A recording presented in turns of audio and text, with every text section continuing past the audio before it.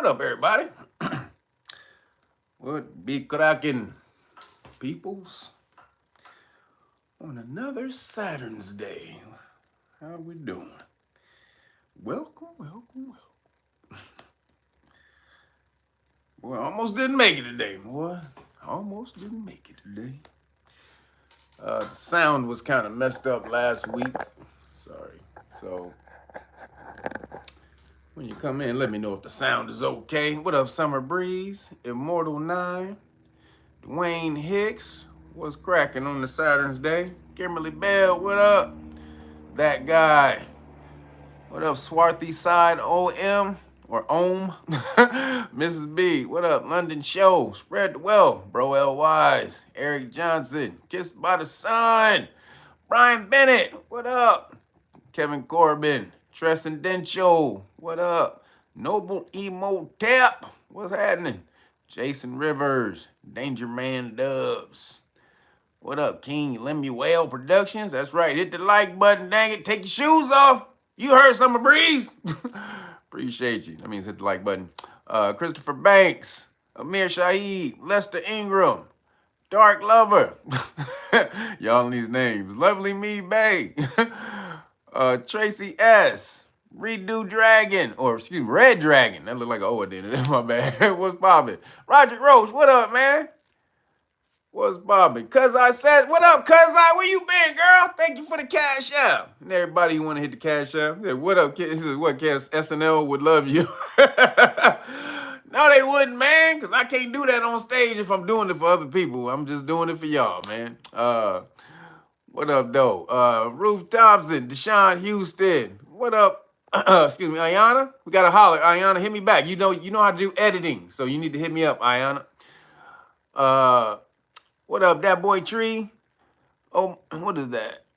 Almighty Isis? Golden Heart? What up, Kimberly Bell? Where you been, girl? Cuz I, where you been, girl? Just hope to be back soon. That's what I'm talking about. Get your butt back in it. Get your butt in the chat. Get in the chat. Start talking. What up, Lester Ingram, Aaron Wilson, Darion Cheatham, Frugally Yours, Michael, what's that? Michael L.S. Bay. I got you, Melanated Mastery, Lee Ways, Nadine Figueroa, Lady Owl, Chris Diggity. No diggity. Excuse me, diggity, but no diddy. My bad. What up? Mr. Bombastic, Dr. Sinister. What happened? Who was that? VX Rail. What's cracking? Key NW. I just see Kevin. He says, my name is Kevin too. Well, what up, Kevin? What's poppin', brother? What up, Hodges Cobb, Ariel? Man, brother, y'all coming in, man. Bunch of y'all. Hey, what up there, everybody in the chat today? Couldn't get everybody, but appreciate you guys. Thank everybody for all the love y'all was sending throughout the week. The donation love. Appreciate you guys for that. You can follow Cuz I. If you want to follow Cuz I, hit the cash app. You know, I don't have a super chat anymore because YouTube is with the bulls. So if you want to show me some love, you got to hit the cash app. That's cash app. Real Nog is the number 9. So appreciate you, everybody who do that. I've been sending it throughout the week. Thank you, guys. Anybody who ordered the Police Stop Law package, I sent it out. So you should, if you're waiting on it, you should have gotten an email with your tracking number. So just check the tracking number. And you are good. It should be there. If it hasn't been there, if it hasn't gotten there yet, it should be there by the end of the week. So just make sure you look out for it. Everybody's getting the new. Everybody's been ordering the new Great Book of Melanin Research. Boom, right here. Somebody tried to ask me, is there different prices for the new copy? No, same damn price. Look, remember, you're paying for the information in this book. I'm the only one with this information. You can find this somewhere else, go get it. But if you can find this information anywhere else in the world like this, go get it. Please do. But I promise you, you're not going to find this information anywhere else. Yo, the vegan goddess, appreciate you. She said, for chicken shawarma donation. She said, hold on. You tasted it in Hawaii? And you vegan? You the vegan goddess and you tasted chicken shawarma? I'm proud of you, girl. Proud of you. But appreciate you. Make sure, again, this is the main way to support. Go to realnoggins.com and order the brand new, beautiful Great Book of Melanin Research. The hard copy. These are hard copies. You get both of these, volume 1 and 2. And then, you get the free police stop law package. This is what comes with that when you order the book. So you get one of these beautiful new Know Your Rights manuals, the golden dragon one, the red and the blue. And then you also, this is everything you need to know about police stops. So everything you need to know and how to get back at police officers when they violate your constitutional rights. And then this right here, this shows you the steps you need to take to go and place a claim on the police officer's insurance, or what's known as a public official bond. Something that they have to get in order to be hired as a police officer. Every police officer has to have one, no matter what. Even if they don't know they have it, they have one. The city paid for it or they paid for it. But every police officer has to have a bond.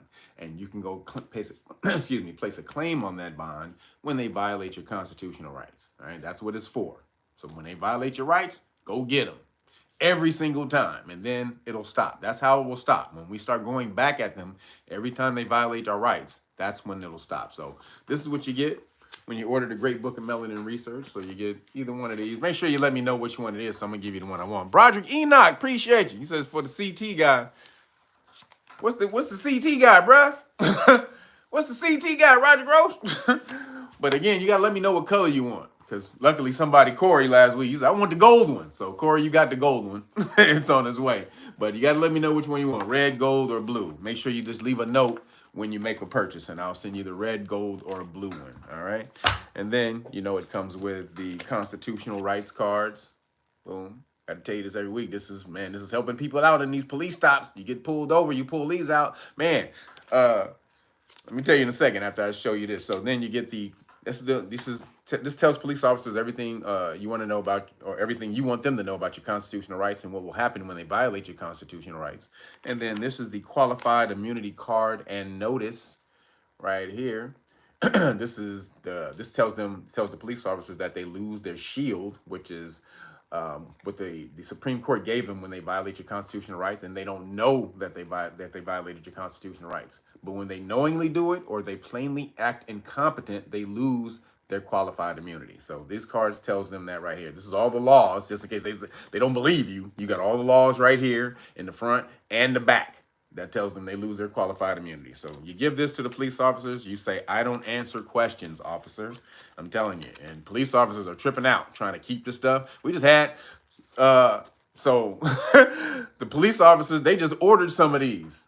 We had Jackson, Mississippi Police Department done ordered some police stuff from us, y'all. What they doing? Why is Jackson Jackson, Mississippi? What y'all got going on, Jackson, Mississippi? Police Department, you ordering stuff? What you looking for, police department? Hey, if you're trying to get more knowledgeable on the law, police department, I salute you. I salute you, Jackson Police Department in Mississippi. Boom, they just ordered some stuff. So, boom, this is what you do. Follow Jackson, Mississippi. The police department is looking us up, y'all. So make sure you get this. You tell the police officers, I don't answer questions. Boom, right there. And then, boom, it comes also with the decks of flashcards. I don't have my deck of flashcards yet because somebody messed up the order. Isn't that right, Smart Press? Smart Press, nah, but they gonna get my order out. But Smart Press, they do doing me good. So still got the 4 damn decks of flashcards, waiting on my number 5. Where's my number 5, Smart Press? But until I get my number 5, you still get the 4 decks of flashcards until I get my other flashcards in here. So you get the deal. All right, you better hurry and get it, because when the 5th decks of flashcards gets in here, I'm not giving you. You only get 2 decks in the deal next time. All right, so realnoggins.com. Make sure you order the Great Book of Melanin Research, the hard copy. You get all of that for free. All right, all the rest of that, the police stop stuff, comes for free. Got to pay for the book. Rest of that is free. All right. Then when you want to know the law, learn the law, get over to knowyourrightsfoundation.org and sign up. That's kyrf.org/volunteers and sign up. We will teach you the law for free. Got a whole lot of free stuff going on here. We need y'all to learn the law. You see what's going on with Trump and all the rest of this stuff. You see what's going on with Karmelo Anthony and all this, and everybody think they know the law with Karmelo Anthony. We're about to go over that today. But man, it is completely blown out of proportion at this point. Carmelo Anthony case, you done picked a side and not knowing what the hell happened, but everybody just done picked their side and that's it. They done gone to their corner. Everybody picked their side. But you need to know the law. And so to really understand and be able to unravel what's going down. So get over to knowyourrightsfoundation.org and we will teach you the law so that you can get back and smash on police officers when they try to come at you and violate your rights. You can do that. I know you think, no, man, police officers, they're going to mess with you every single time they come up to you, man. You ain't going to do nothing, man. They're going to mess with you every single time. No, they not. If you know the law, you can smash on police officers, period. You can do that. We do this all the time. Been doing this. I've been teaching police stop law class for 5 years now. 5 years and done over 250 police stop law classes. I've watched over 3,500 videos. Police stop interactions. 3,500. Nobody's seen more police stop interactions than me other than a police officer at this point. But they still can't tell you the law. I can. So, boom. Or we can at Know Your Rights Foundation. So get over to knowyourrightsfoundation.org, sign up as a volunteer, and we will teach it all for free. But the deal is you got to get back out there and teach it to the people. All right? That's the deal. You work to get one of these. That's the deal. You got to work to get one of these certifications. And you can't be in here without going to one of these. If you just want to take the police stop law class, you can just sign up to patreon.com/realnoggers and sign up to the Patreon level that allows you to join the class. But if you want to learn the law for free, boom, and go back out there and you want to be an activist. We need the hardcore people. We need the top guns right now. So if you're one of those top guns and you want to get back out there and you want to help the people in the community, boom, this is the way to do it. Because they've destroyed Black Lives Matter at this point. Black Lives Matter. You seen the Black Lives Matter leader who went and said he paid for 61 years of rent and they went and arrested his ass? Did you see that? Did anybody see that? The Black Lives Matter leader? This nigga, he said he paid 60 months. He said he paid for, excuse me, not 61 months, 61 years. Excuse me. Dude said he paid 61 years in rent ahead of time. He tried not to pay any more rent. Not 61 months, 61 years of rent. He said he paid. They went and arrested that nigga immediately. So Black Lives Matter, I don't know what's going on with them, but Know Your Rights Foundation, we out here teaching you the law, and this is something you're going to be able to take with you forever. Pass it on down, pass it down, pass it down, pass it down, pass it down. All right? This is the way you free your family right here. Oh, also, make sure you get over to knowyourrightsfoundation.org if you want one of the crack scene exemption cards. I talked about this last week, how RFK just endorsed the MMR crack scene. He just endorsed it. Now, he had to because it's a part of the HHS schedule. But when they endorse it and they may come out with another pandeezy and try to make you get it. This is the thing they're on. Now, it's going to be hard because Trump pulled out of the WHO. So it's going to be really hard for them to implement another pandeezy while America's out of the WHO. So, but if they do, boom, make sure you get your exemption cards right here. This is the religious exemption card. Says that you have a religious exemption against fetal tissue being used in crack scenes right here. And there's a court case that backs that up right here.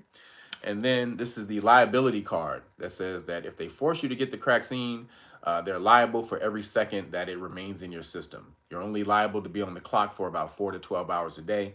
And the crack scene will be in your system for 24 hours a day. So they have to pay you for that if they force you. So this is the liability card right here. So you can only get these at knowyourrightsfoundation.org. So make sure that's the way you support everybody. Appreciate you guys for supporting so far. But hey, we need you to get over there and support. Come on, guys.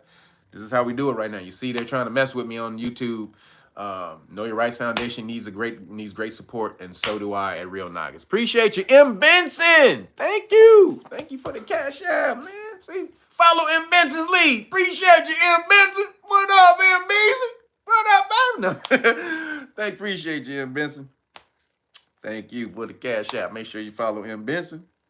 M. Benson's lovely, lovely lead. Appreciate you follow that leadership. That boy, you looking like a leader right now, M. Benson. Appreciate you. So, all right, everybody. Y'all ready to get into it? Let's get into it. All right. So, first things first. So, Trump, did you see Netanyahu, bitch? So he was over here, but after he left, I told you last week that he set up the meeting with Iran. That happened last Saturday. And looked like things went well because Trump basically said he said we're going to do a second round of talks, and basically telling Netanyahu bitch to EAD, and Netanyahu bitch is pissed. he's pissed because he wanted Trump to let him do a bombing campaign on Iran's nuclear sites, and Trump was like, nah. Nah, can't let you do that, bruh. Nah. So he was like, we about to have talks. So the first set of talks went cool, apparently, or it at least led to a second round of talks, which they setting up. So it says, you have to give this story. Hold on. So basically, so everybody's saying that he's trying, he's following his first model as president when he was very much against war and stuff like that. And that may be true.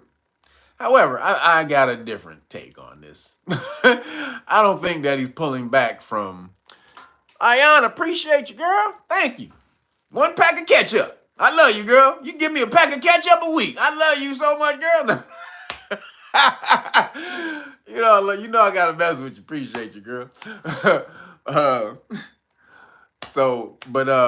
Everybody's talking about Trump is, he's trying to be in his no war, he's never for war. He's trying to be about peace. Nah, that's not what's happening. That's not what's happening. What's happening is, if he goes to war, or if he lets Netanyahu bitch go to war, first of all, he's already messed up with the people. He's skating on thin ice right now with the tariffs and ripping down the government, trying to revamp the government, and all the rest of this stuff, deporting people allegedly without due process. So he's skating on thin ice right now. So if he starts a war with Iran, that is going to sink the American economy. Not only that, it's going to sink the world economy. The world is already on thin ice right now with these damn tariffs. So he pulled that back because he knows if he goes into war with Iran right now, it's going to be majorly bad for him and his administration and the economy for the world. So that's why he did it. So, and then, we got 2 wars. So we have a tariff war. We have a tariff war going on with China.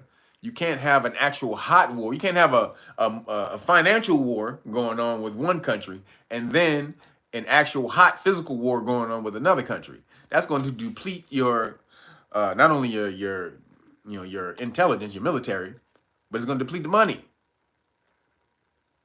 That's going to deplete the coffers quick. If you doing 2 different wars, you got a monetary war on tariffs with China, and then you also got a goddamn hot war going on over with Iran. So he did the smart thing and pulled it back. He pulled it back, even though they've been pushing him. The Khazarian ball garglers on his team have been pushing like crazy. They have been pushing like crazy. Matter of fact, there was an APAC dude who came out on the hot mic recently. There was about a bunch of hot mic stuff going on this week. We're gonna talk about it, but an APAC, APAC is the Jewish lobby for the Jewish lobby for Israel in Washington. And one of the representatives for APAC, he was called on the hot mic saying how he can reach out and touch anybody in the administration. He has access, not anybody, but he had access to the administration, and he named the people in the administration. Mark Rubio, Tom Walls, the dude who put the journalist, the one who let the civilian journalist into the signal feed, the text feed that told them that they was been ready to bomb Yemen. So that dude, and I forgot there was another cat. He said they had real close. So they have all these people that they can reach out and touch in the Trump administration. Basically, the Khazarian ball garglers that they're paying off, that they think have influence inside of Trump's administration. So, so now again, he's trying to look like he's being magnanimous, but He's not being magnanimous. He's working on some selfish shit for real. So it says Iran and the United States will hold a new round of nuclear talks in Rome Saturday, today, to resolve their decades-long standoff over Tehran's atomic aims under the shadow of President Donald Trump's threats to unleash military action if diplomacy fails. Iran's foreign minister, Abbas Araghchi, and Trump's Middle Eastern envoy, Steve Witkoff, will negotiate indirectly through negotiations from Oman. A week after a first round in Muscat that both sides described as constructive. See, Netanyahu don't want this. He don't want this shit. He like, nigga, no, stop. Tehran has sought to tamp down expectations of a quick deal after some Iranian officials speculated that sanctions could be lifted soon. Iran's utmost authority, Supreme Leader Ayatollah Ali Khamenei, said this week he was neither overly optimistic nor pessimistic. For his part, Trump told reporters on Friday, "I'm for stopping Iran very simply from having a nuclear weapon. They can't have a nuclear weapon. I want Iran to be great and prosperous and terrific, but they can't have a nuclear weapon." Now, again, you shouldn't be able to tell somebody what they can and they can't do, but Iran's deal, this is Iran. So when they went over and they said, all right, we want you to denuclearize, Iran was like, cool. If Nukazaria denuclearizes, how about that? Because Trump was all up to see. Now, they knew that Trump was really about a denuclearization campaign his first time in office. He was about to get that done. He was trying to get that done. That was actually on the table. He was working it out with other countries to get rid of nuclear weapons altogether. And he was working. He was working on with Russia and all the rest of it. They was trying to get rid of them damn nuclear weapons. Then, they kind of did him in. And he wasn't able to get in with the second administration to kind of finish it off. But Iran was like, all right, we'll do it if Netanyahu bitch gives up his nuclear weapons. Says Netanyahu mad as hell. Hell yeah, he is, Roger Roche. Netanyahu bitch is pissed. He's still talking about, they said in the newspaper this morning, Israel is still eyeing a plan to do soft bombs on Iran's nuclear. No, you not. When they say eyeing plans, that means they still trying to get Trump to agree to it. Trump's like, nah, we not doing that, nigga. You ain't about to start World War III up on my watch, bitch.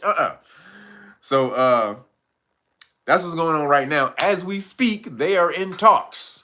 Maybe it's over because I'm in California. It's 12:30 in California, so it's probably like, I don't know what it is in Tehran. They probably finished. But so we'll see what happens. But they skating and Trump keeps trying to avoid this damn World War III stuff, and I'm for it. Come on, keep skating.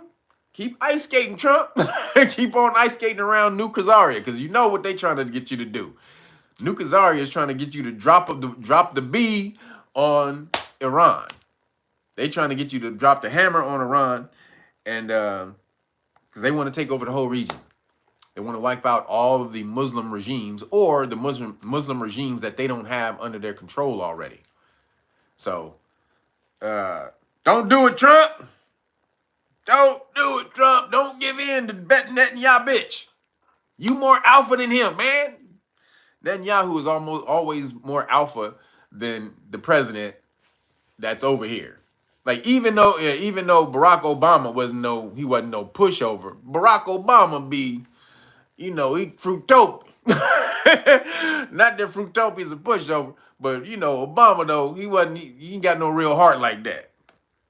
And plus, New Khazaria runs America, so they put him in office, so he couldn't tell New Khazaria to EAD. So the only person who's been able to tell New Khazaria to EAD the whole time he's been in office was Trump, and he did. He told Netanyahu to go F himself. He said tell him to go fuck himself. So, hey, no president has ever told Netanyahu to go fuck himself. Now, what that means, I don't know if that means anything because it still look like he's ball gargling over there. But it could be a plan. It could be a plan. You know, a deeper plan to try to put Nuke Azaria on blast, on display, so everyone, the whole world can see how messed up they are. And so then support for them will wane in America because you have big support from a lot of the Republicans in America for Nuke Azaria. But if he puts Nuke Azaria on a pedestal, showing that Nuke Azaria wants America to, you know, they're trying to usurp the power of America for Israel. If he puts that on blast and just kind of just shows it blatantly with laws and policies that they're implementing for Nuke Azaria, then, you know what I'm saying, it could work.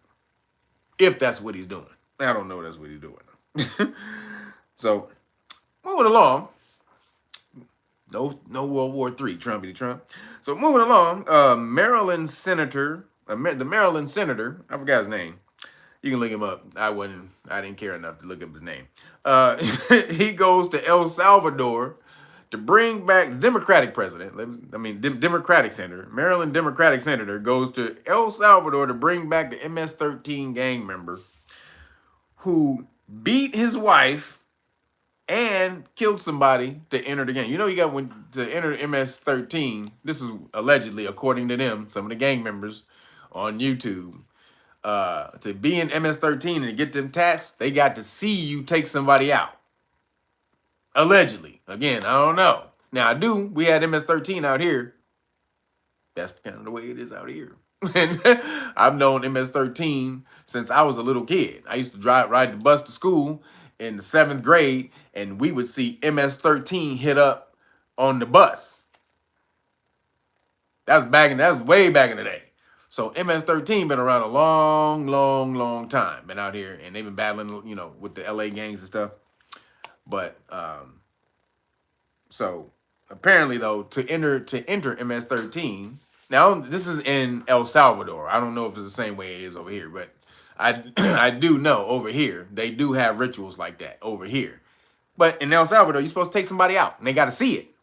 You got to take them out in front of the gang for that to happen. So now the El Salvadorian president, when he went over there, because he wasn't gonna let him see him at first, but the El Salvadorian president, Bukele, this dude is funny. He's a Leo, funny dude, can talk English and everything, but really smart. He majored in marketing in college. I think he went to college here in America. So he majored in marketing. So his whole thing was, all right, I'm gonna let you come over here and see. Now this is crazy that Democrats is flying over to another country to get this country who's the guy's the citizen of their country, to try to get them to release their own gangster citizen to bring them back to America. You trying to get a damn MS-13 gang member released from prison in his own country to bring him back to America to what? To do what? The Democrats have lost their damn mind. Again, they just pick a symbol and use it as a political football. So, homeboy is the political football at this point. And so they picked the wrong political football. That was like the worst political football you could have chosen. So at the meeting, he set up a nice luncheon because he knows optics is what matters, right? So he set up a luncheon with margaritas and shit, and the margarita was kind of half drunk out of the glass and shit, to try to make it look like they was drinking and shit. Now, apparently the senator said that they didn't have any drinks. The senator said they didn't sip out of anything, but it looked all cozy. Now, I love how the Bukele, he let dude get all dressed up to try to show that we not treating him like no damn savage over here. Homeboy's dressed up in his baseball cap like when he left. Said let him get up dressed up in his clothes. So the Democrats are looking crazy right now, trying to advocate for an MS-13 gang member. An MS-13 gang member. These niggas are ruined. When you say MS-13, there's a whole lot of gangs, but MS-13 is some ruthless niggas, man. They are some ruthless cats. I'm trying to tell you. So, sorry. They some ruthless motherfuckers. they don't play, man. So, shout out to that senator for looking stupid. And he said a whole bunch of other senators are going to go over there and follow his lead. Now, if you go over there and get your ass locked up, that's on you. That's all on you, goddammit. But Democrats, you guys are losing it right now. And apparently, the Democratic, what is it? The Democratic approval rating is 21%. That's crazy. 21%. 21%. That's 79% of Democrats hate the Democratic Party. That's crazy. 80% of your whole party hate you, and you doing stupid shit like this, and defending Transformers, beating on girls in women's sports, on little girl sports. That's what you for, and they're really going for it because AOC and Bernie Sanders, the billionaires, not the millionaires, the billionaires, not the millionaires. The billionaires. So the oligarchs and the billionaires. Like, oh, so there ain't no oligarch millionaires? Okay. So him and AOC, though, they're pulling in crazy crowds right now, touring. Now, ain't nothing happening. What they touring for? They ain't touring for nothing. There's no election.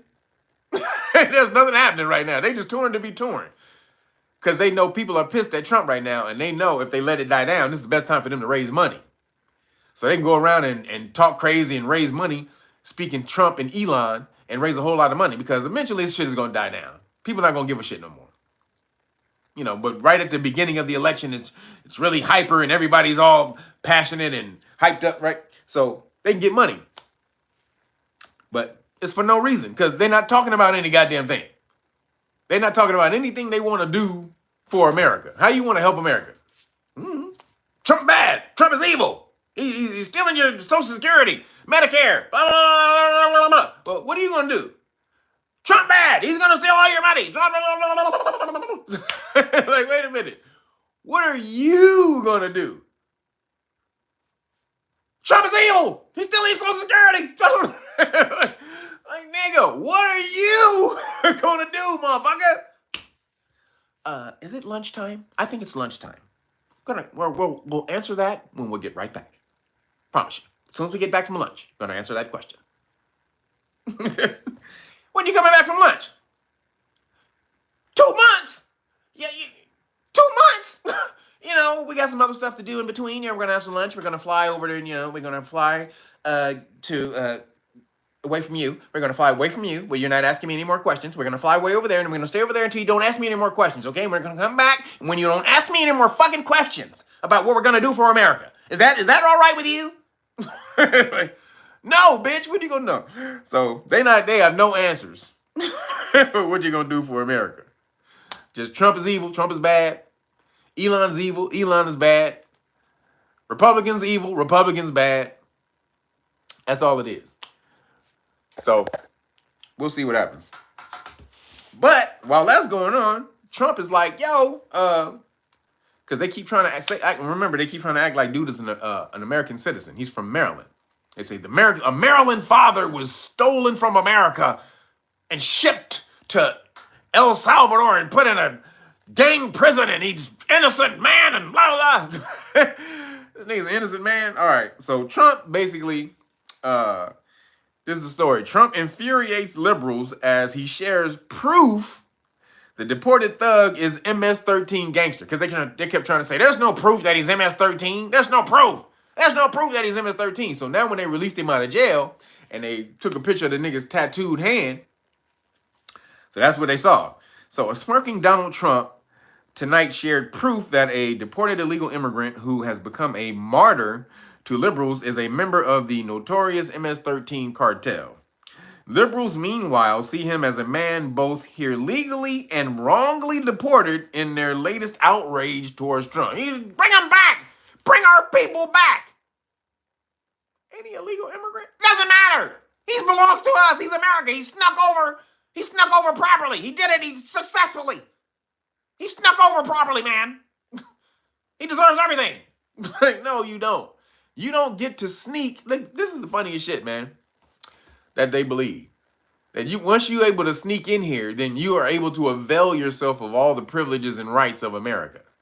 That's the craziest shit in the universe. Can somebody sneak in your house through the attic window or through the cellar window or jump over the fence and then slide through the door because you got the door cracked open? They hopped over your fence in the middle of the night and cracked open and slid in and snuck in your house. And because they were able to sneak in your house successfully, are able to take advantage of all the rights and privileges that everybody who paying rent.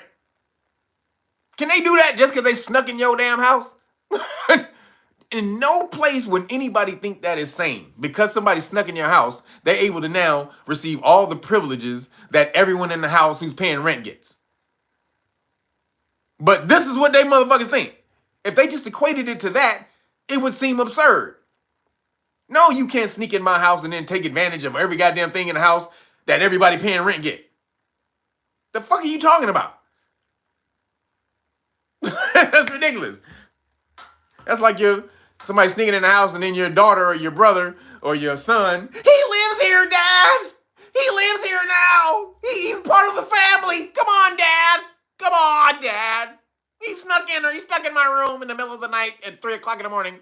Yeah, when I was sleeping and it was really creepy. But I don't care, Daddy's here. He's part of the family now, Dad. Come on, Dad. Like, if you don't get the fuck out of my house, I'm going to blow your face off. That's what Dad gonna say. Dad gonna say, nigga, you have till 1, 2, bye. Get your bitch ass out of my goddamn kid's room, bitch. Out of my house. Nowhere in the world you can do that. But in America, and the Caucasian peoples, the liberals, Caucasian liberals, think that shit. I don't really think melanated people believe that. They just got to go along with the order of the group. You know, you can't break out of ranks, right? You can't break ranks. So I really think a lot of the melanated people just going along with this shit. I don't really think they believe it. He says, maybe they didn't sneak in. He says, but was given a key. Maybe they didn't sneak in but was given a key. Well, some of them was given a backdoor key. True. Okay, that's a good way to look at it. It was that Vila Ruth. Okay. She said, all right, maybe some didn't sneak in. Some were given a key. By your son, by your little 10-year-old son, who wants to have some play, who wants to have some play friends. Here, you can sneak through the back. All right, I'm gonna give you the key. Just sneak through the back. Shh, just be quiet, okay? My daddy doesn't like when people sneak in the house. So I'm gonna throw you the key and you sneak in, okay? Just come upstairs and okay, shh, shh, shh, shh, shh. No. First of all, you're gonna whoop your son's ass. You're gonna beat the shit out of your goddamn son for throwing your goddamn key out the window. Little motherfucker, who the hell are you? Me throwing my house keys outside to stranger? You gonna smack that little nigga up. And then you gonna go get the gun. you gonna go get the blicky. Like, you start putting bullets in this motherfucker. How you get in my house? How'd you get before this last bullet get in this gun, motherfucker? You better be gone. Start loading your revolver and shit. Nigga, if I get this last bullet in this motherfucking revolver, nigga, I better not see you. I know that. No, you can't sneak in my house. So that's what Trump think. Oh, here we go. So Trump seemed to offer a rebuttal to the left by posting what he said were photos of knuckle tattoos. Go look at the knuckle tattoos of old boy in the newspaper, representing MS-13 and belonging to Abrego Garcia on Truth Social Friday night. This is Trump talking. This is the hand of the man that Democrats feel should be brought back to the United States because he is such a fine and innocent person, Trump wrote. Excuse me. It features tattoos on his fingers that officials have previously described a marijuana leaf. So it's like a marijuana leaf, Then on the next finger, marijuana leaf across a marijuana leaf, a smiley face across, and then a skull, which is supposed to. Yo, who is that? Deotis Dixon. Deotis Dixon, appreciate you. Thank you for the cash app, bro. So I think that's supposed to be code for MS-13. The marijuana leaf, the smiley face, the cross, and the skull is supposed to be code. So that shit is hilarious. Now, this dude is, they just found out that dude is, so MS-13, so basically, remember, you had to kill somebody, allegedly, to get into the MS-13, so that would put him in the alleged murderer category. Then, he also smacked up his wife, so much so they had her on ABC the other day, and Michael Strahan tried to ask her about getting smacked up, and she was like, I don't know. She was all in her flow. Is he a part of MS-13? No, he's not. And so we have to ask about this. So there was a restraining order that happened back in the day. And do you want to say anything about that restraining? She's like, and she just shut down. She was all mouthy mouth before that question. When it got to that question, she was like, you ever see the Pac-Man when he get it was Pac-Man getting folded up. I was like, wait a minute, girl, what happened? She was like, and then Michael Strahan was like, okay, we'll leave that alone. Michael Strahan is hilarious. He's like, come on, Michael Strahan, you ain't no journalist. You supposed to go deeper, man. The hell you doing, Michael Strahan? You ain't no damn journalist. You a football player. So, yeah, man. Trump bought it out, said this nigga's crazy. Also, he was investigated. He was in human trafficking, allegedly. He was also in 2021.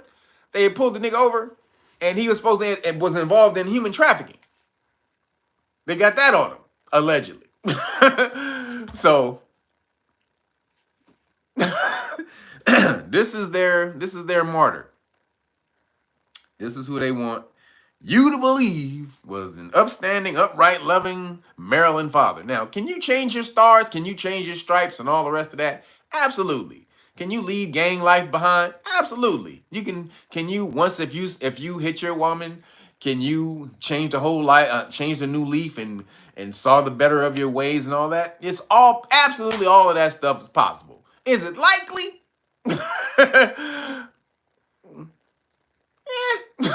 Is it possible? Yes. Is it likely?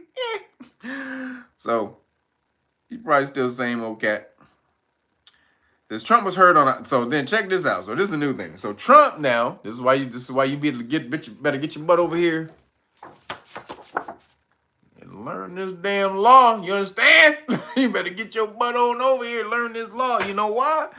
Because Trump threatens to send homegrown criminals to El Salvador prisons. I was talking about this hot mic. So I was talking about the hot mic earlier that the APAC dude was on. Yo, Mask Man, appreciate you. Thank you for the donation, brother.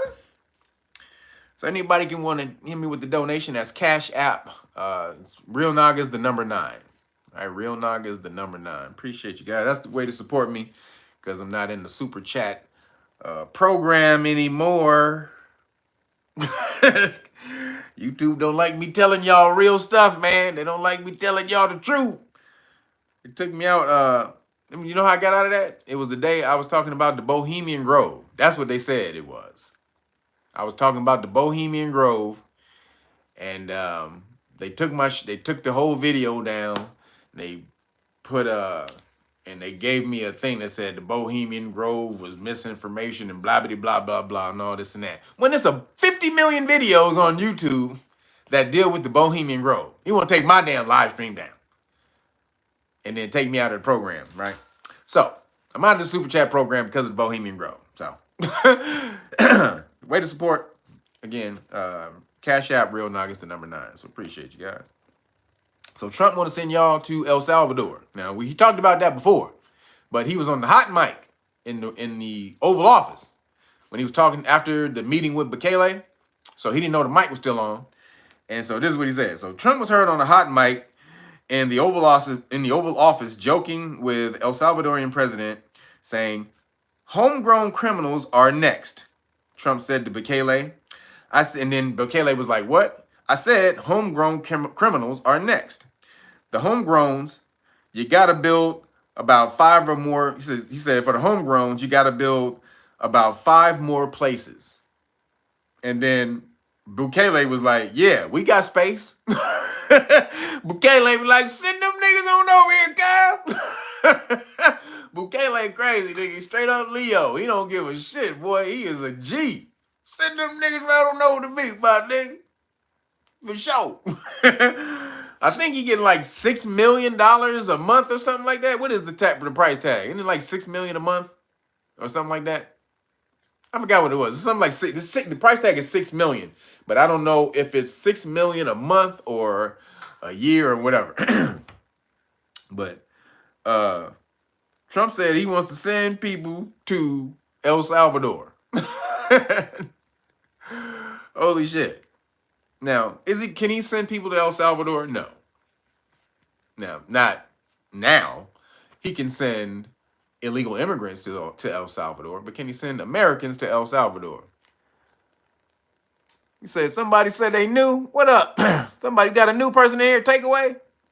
What up, Takeaway? Welcome to the channel, brother. If you're male, and welcome if you're female also. But appreciate you. Thank you for showing up. So but he can't send American citizens to El Salvador. Why? Due process. The same thing that's going on right now with the what he's calling the illegal immigrants that they're picking up. Like they're not illegal immigrants. These are the visa students that they're rounding up because they're saying that they're speaking out against anti-Semitism and all that type of stuff. So they're rounding them up with pretty much no due process. And so this is why a lot of this stuff is getting halted until they give them due process. Even the Supreme Court, who said that Trump had to facilitate bringing back that El Salvadorian prisoner because he was sent there in error. And the reason he was sent there in error because he was supposed to be part of another gang, and that gang doesn't exist anymore. So they was like, so he was saying he applied for asylum. Was like, yo, if I get sent back to El Salvador, they're gonna kill me, right? So they was like, all right, well, you can't stay here, but we'll send you anywhere else, right? So he was like, all right, whatever. So, but the prosecutor put down the wrong thing. The prosecutor put down the wrong thing on the paperwork. And that's what happened. And so they sent him over to El Salvador, which is where he was from. But they were saying, yo, the reason it was in error because he wasn't supposed to get sent to El Salvador. He was supposed to get sent to any other country besides El Salvador. And now, but the whole thing is, yo, Flora Carey, appreciate you. Appreciate you. Flo Rida. Appreciate you. So that's the deal. So that was the main thing with him sending the students back. So again, due process. You need due process. Now, there's some things going on with due process. He was sending back visa students and people who had green cards. Now, visa students don't really get, they can be revoked for anything. Pretty much. Your visa can be revoked for anything that the government sees fit. Because it's basically like a trial period. You ever get hired at a job and they give you like what, 3 months probation?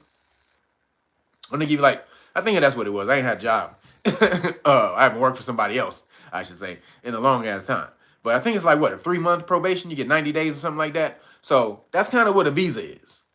A visa is kind of like probation. You get to be over here while we watch you. Make sure you're not fucking up. Make sure you're not a sleeper cell or anything like that. It says 90 days to a year. That's what probation is. 90 days. Damn, a year? Who got a year probation? God damn. Who giving year probation? I would never agree to. But I mean, unless you was paying me like $10,000 a month, that's when I would agree to a year probation. But other than that, so that's what a visa is. A green card, you got a little more rights. You got due process, right? So they have to prove that you kind of did something wrong in order to revoke your green card. So this is what they're saying, that they're not getting due process. Now, Trump he was trying to get him out of here without due process, for sure. But his thing is, I can run immigration and I should be able to kick out immigrants, illegal or immigrants who are on probationary period as much as I want. And no, you can't do that. You can do that with visa students, but you can't do that with green card people. And you can't do that with Americans. And so why can't Americans be sent? Because this is how we got on this. Why can't Americans be sent to El Salvador? Because due process. If you're in court and you need to go to court to argue your case to get out, you can't go to court in El Salvador. You can't do Zoom. It's not about Zoom. So even though he wants to send American citizens to El Salvador, he can't do it because when you're in jail, you have a right to the court system, to appeals, to lawyers, to all of that stuff. And you can't do that from a foreign prison. So but you can't tell the Democrats that. They know he was just joking and he can't do it, but they done gone off the deep end. He wants to send American citizens to El Salvador. See, I told you, he's a dictator, and he hooked up with another dictator, and now they're gonna dictator. No Diddy. They're gonna. I didn't mean dictator. I didn't mean that. Yo, Curtis, appreciate you. He says Uncle Bootsy checking in from the West Side. What up, Uncle Bootsy? Appreciate you, brother. They want to dictator off together. No Diddy. This is what the Democrats are saying. They just want to be dictators together. Dictators skipping in the tulips. Two dictators holding hands, skipping in the tulips. This is Trump and Bukele. That's what they're talking about right now. He wants to send them, and Bukele, he said he's going to do it. He says he has a whole lot of space. They're plotting and planning to get rid of Americans. This is what they're saying. He's going to get rid of Americans. They don't have anything to hold on to right now. This shit is hilarious. This shit is crazy. And again, both sides are crazy. Democrats, Republicans, all this shit is crazy. It's just that Democrats are crazier than the Republicans right now. But we're going to get into the crazy Republicans in a second. Hold on.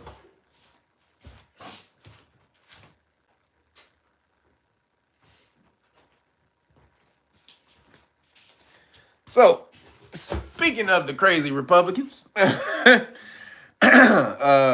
Karmelo Anthony, moving along, Karmelo Anthony was released from jail, and MAGA Whitey is gone crazy, and the Caucasian, the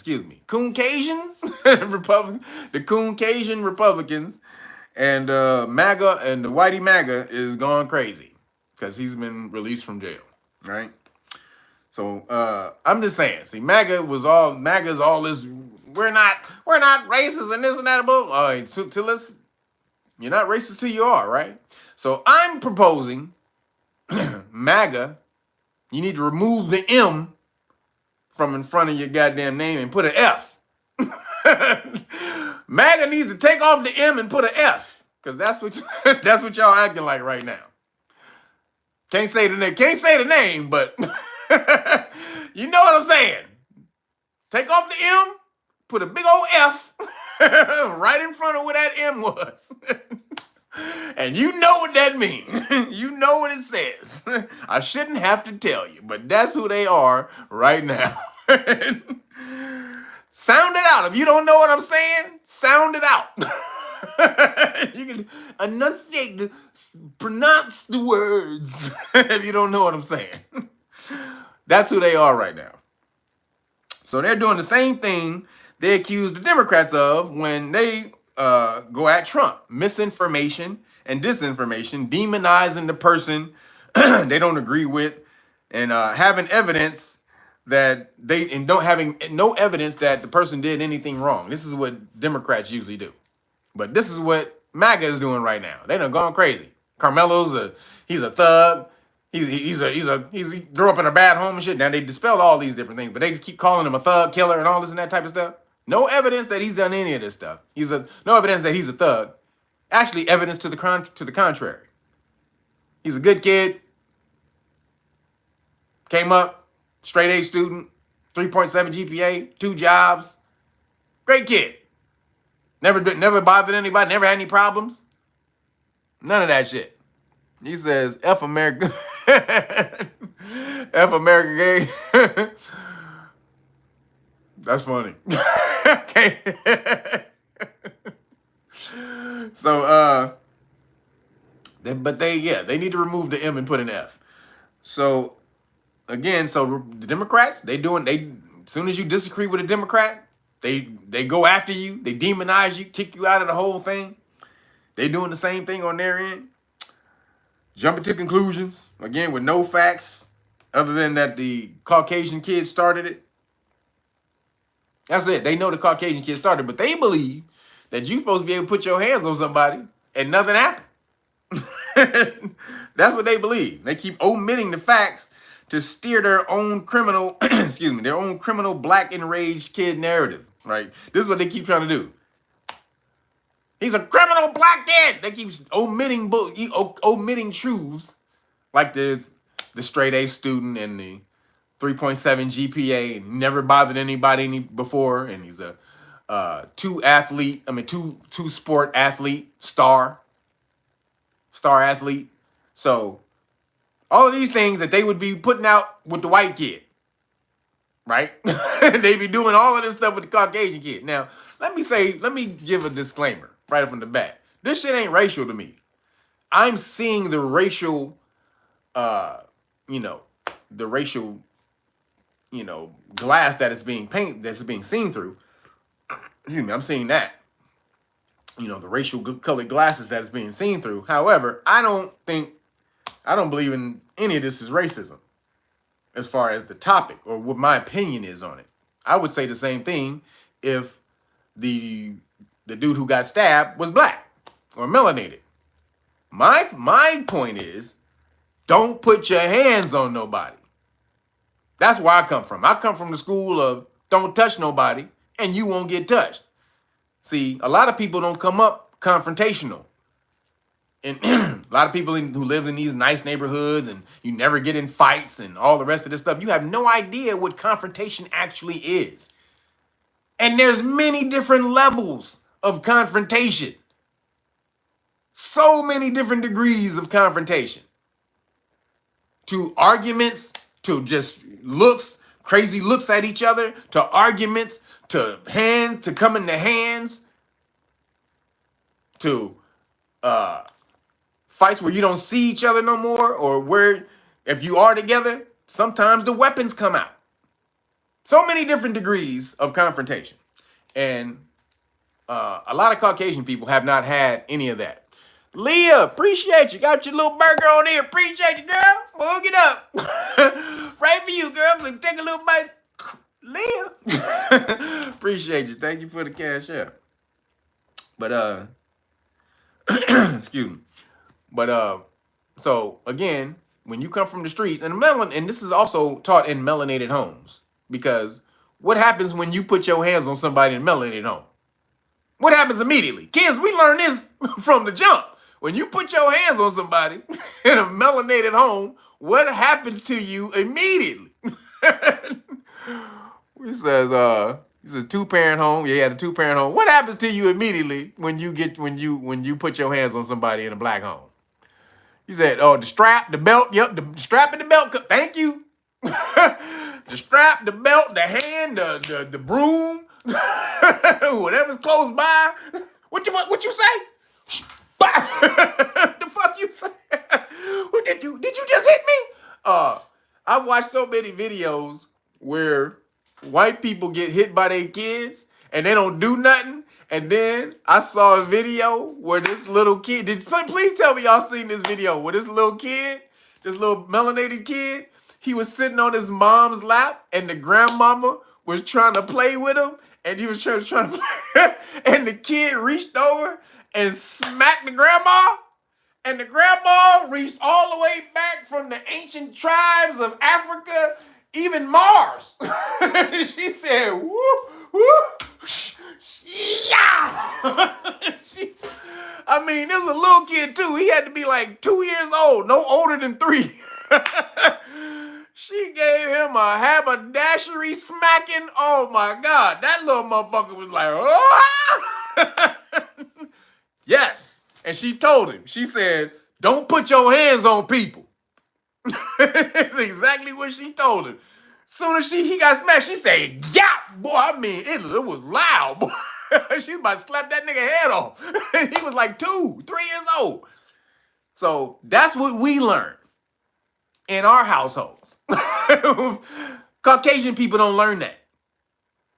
They don't get smacked like that. So they don't know, don't put your hands on people, or some bad shit may be coming after you after that. That's the real deal. So let's get into it. So they were saying that Karmelo's Anthony. So there's a whole lot of misinformation that was coming out that Karmelo had to move. He moved into a gated community. He used the go what is it? Give, send, go money to buy an Escalade and move into a new house and all that. None of that shit is true. See, they're trying to do this to try to make it seem like they're bad. He has bad character, right? To disparage his character in the public. This is what they're trying to do. He's spending all the money. This is trying to make it seem like they just eat greedy black people. They didn't kill somebody, and now the greedy black people who just always just get money and spend money frivolously on nothing. This is what they're doing. See, they're trying to create this narrative. Just like they try to create the narrative that he's a thug, that he's some type of thug for bringing a knife to school. So many goddamn people bring knives. You went and raided, and he didn't. And first of all, he wasn't even at school. He was at a track event that was school sponsored, but he wasn't at school. That's very important. But you know how many motherfuckers bring knives to school, let alone guns and fucking bats and all kind of shit. There's so many. Man, I went to school with a knife all the time. For sure, in my backpack. Full goddamn show. If you do something, let's see what's happening. I went to school with Bloods. I went to school with Bloods. And definitely I was about the hands, but if you gonna get jumped by a bunch of them niggas, you better pull that knife out. Like, what's up, nigga? Yo, you better pull that out. So having a knife at school is not a thing. But Caucasian, why did he have a knife at school? You're not supposed to have a knife at school. Why did he have a knife? That means he wanted to do something. No, I don't mean he wanted to do something. That just means he was ready if some shit went down. That's it. So that means he was ready for some shit if it went down. And told the dude so. Right? So, so here it goes with the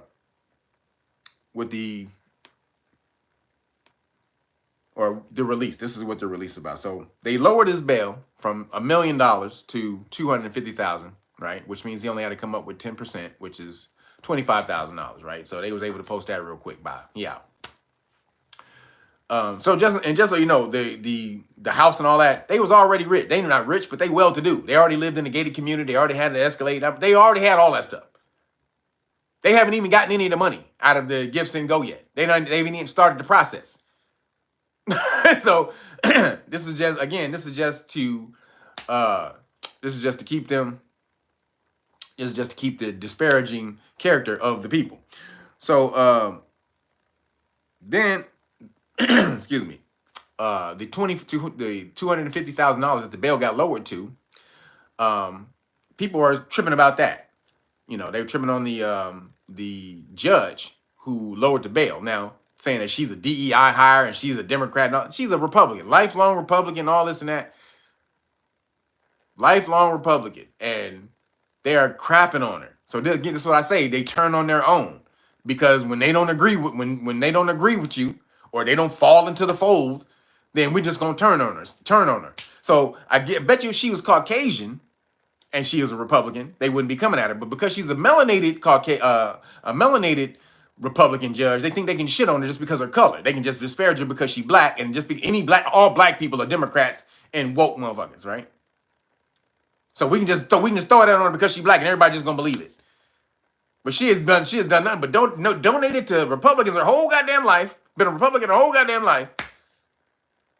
And because she lowered the bail, because it's excessive bail. People don't understand the law. 8th Amendment violation. $1 million bail for something where somebody claims it was self-defense is excessive bail. Especially for his age also. And the fact that he has no priors. He's never done anything. And he didn't run. And he asked if the dude was all right, which means he didn't intend to kill him. Now, so many other damn people who out here who get bail, who kill people and get bail. All these other Caucasian people who were just defending themselves or defending the public. They kill people all the damn day, and they and they get free. The damn cop who broke into the dude's apartment and killed that black dude, she got bail. But the kid who was getting bullied and chose to stand his ground and didn't let these Caucasian dudes punk him, $1 million bail. No, she knew that was excessive bail, 8th Amendment violation of the Constitution, and she lowered it. She was like, the bail should have never been that high in the first place. Y'all tripping. So now they're trying to come after her. So they were trying to say that he came out from a broken home and all the rest of that stuff. So it comes out that the Caucasian kids are from the broken home. They're from the broken home. The dad divorced the mom, I think, and when they were 4. They always try to look at the father and say where the influence was when this comes out. Well, what does this dad do? Is his dad a criminal? Just like father, like son. If his dad's a criminal, the son's gonna be a criminal. Okay, well, if we want to use that logic, then the dad was arrested for SA. I'm not sure. I've got to go back. I think it may have been on the mom, but I'm not sure about that. But he was arrested for SA, in jail for SA, sexual A. Yes, the dad of these 2 kids. So again, if it trickles down from the top, this is what they're getting in their homes. Broken home, dad in jail for SA on the mom, allegedly. This is the mentality that they're getting. What are they learning in their house? But no, it's the black kid. The black kid he's taught to kill. He's taught to kill. He's a murderer. This is these motherfuckers, right? So, now also from the surviving brother. So this is the witness of the surviving brother. From his testimony, and if I'm his lawyers, I'm bringing this into court, even though it's not under oath. It's testimony that he told on camera. He said that the first thing that happened, Karmelo walked into the tent, and the surviving brother was the one who told him to leave, right? The surviving brother was the one who told him to leave. So when he started telling him to leave and Karmelo said, no, I'm not going to leave. Again, remember, it's raining outside. It's raining like motherfucker right outside. He was just in there sitting on the bench on his phone. And the dude walks up and tries to tell him he needs to leave. He's like, no, I ain't about to leave. Nigga, it's raining out here. No, I'm not leaving. So when he gets into it, now again, when he says they got into it, all he says is Karmelo said some pretty reckless stuff. He came into the tent aggressive and starts saying reckless stuff. All right, well, what was you saying? He didn't just walk into the tent and say, fuck y'all bitch ass niggas. Get the fuck out of here. I'm sitting right here. I don't give a fuck what y'all motherfuckers say. I don't care. He didn't just walk in like that. This is what they're trying to act like. No, he didn't walk in like that. He walked in, sat down, minded his own business, and was on his phone. And then you walked over and said, yo, you can't be in here. You got to get up out of here. And he was like, why can't I be? Boom. And then it went down. And then he said, well, he said he came in aggressive. Started saying some pretty reckless stuff. Okay, well, what were you saying?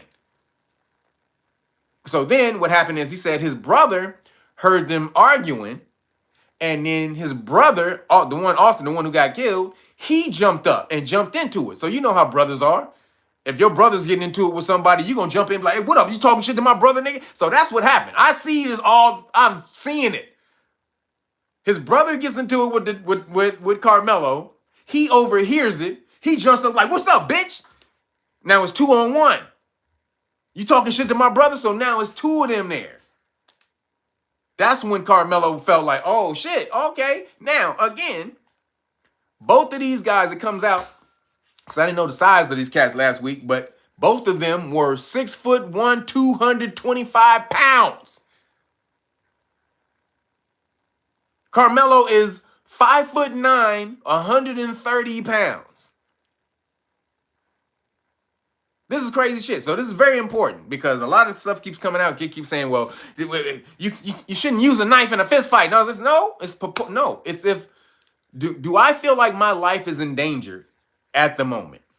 Subjective. That's what it's called. That's what they give police all the time. When police officers kill somebody, the police officer, if they felt their life was in danger at the time, then That's an excuse for excessive force.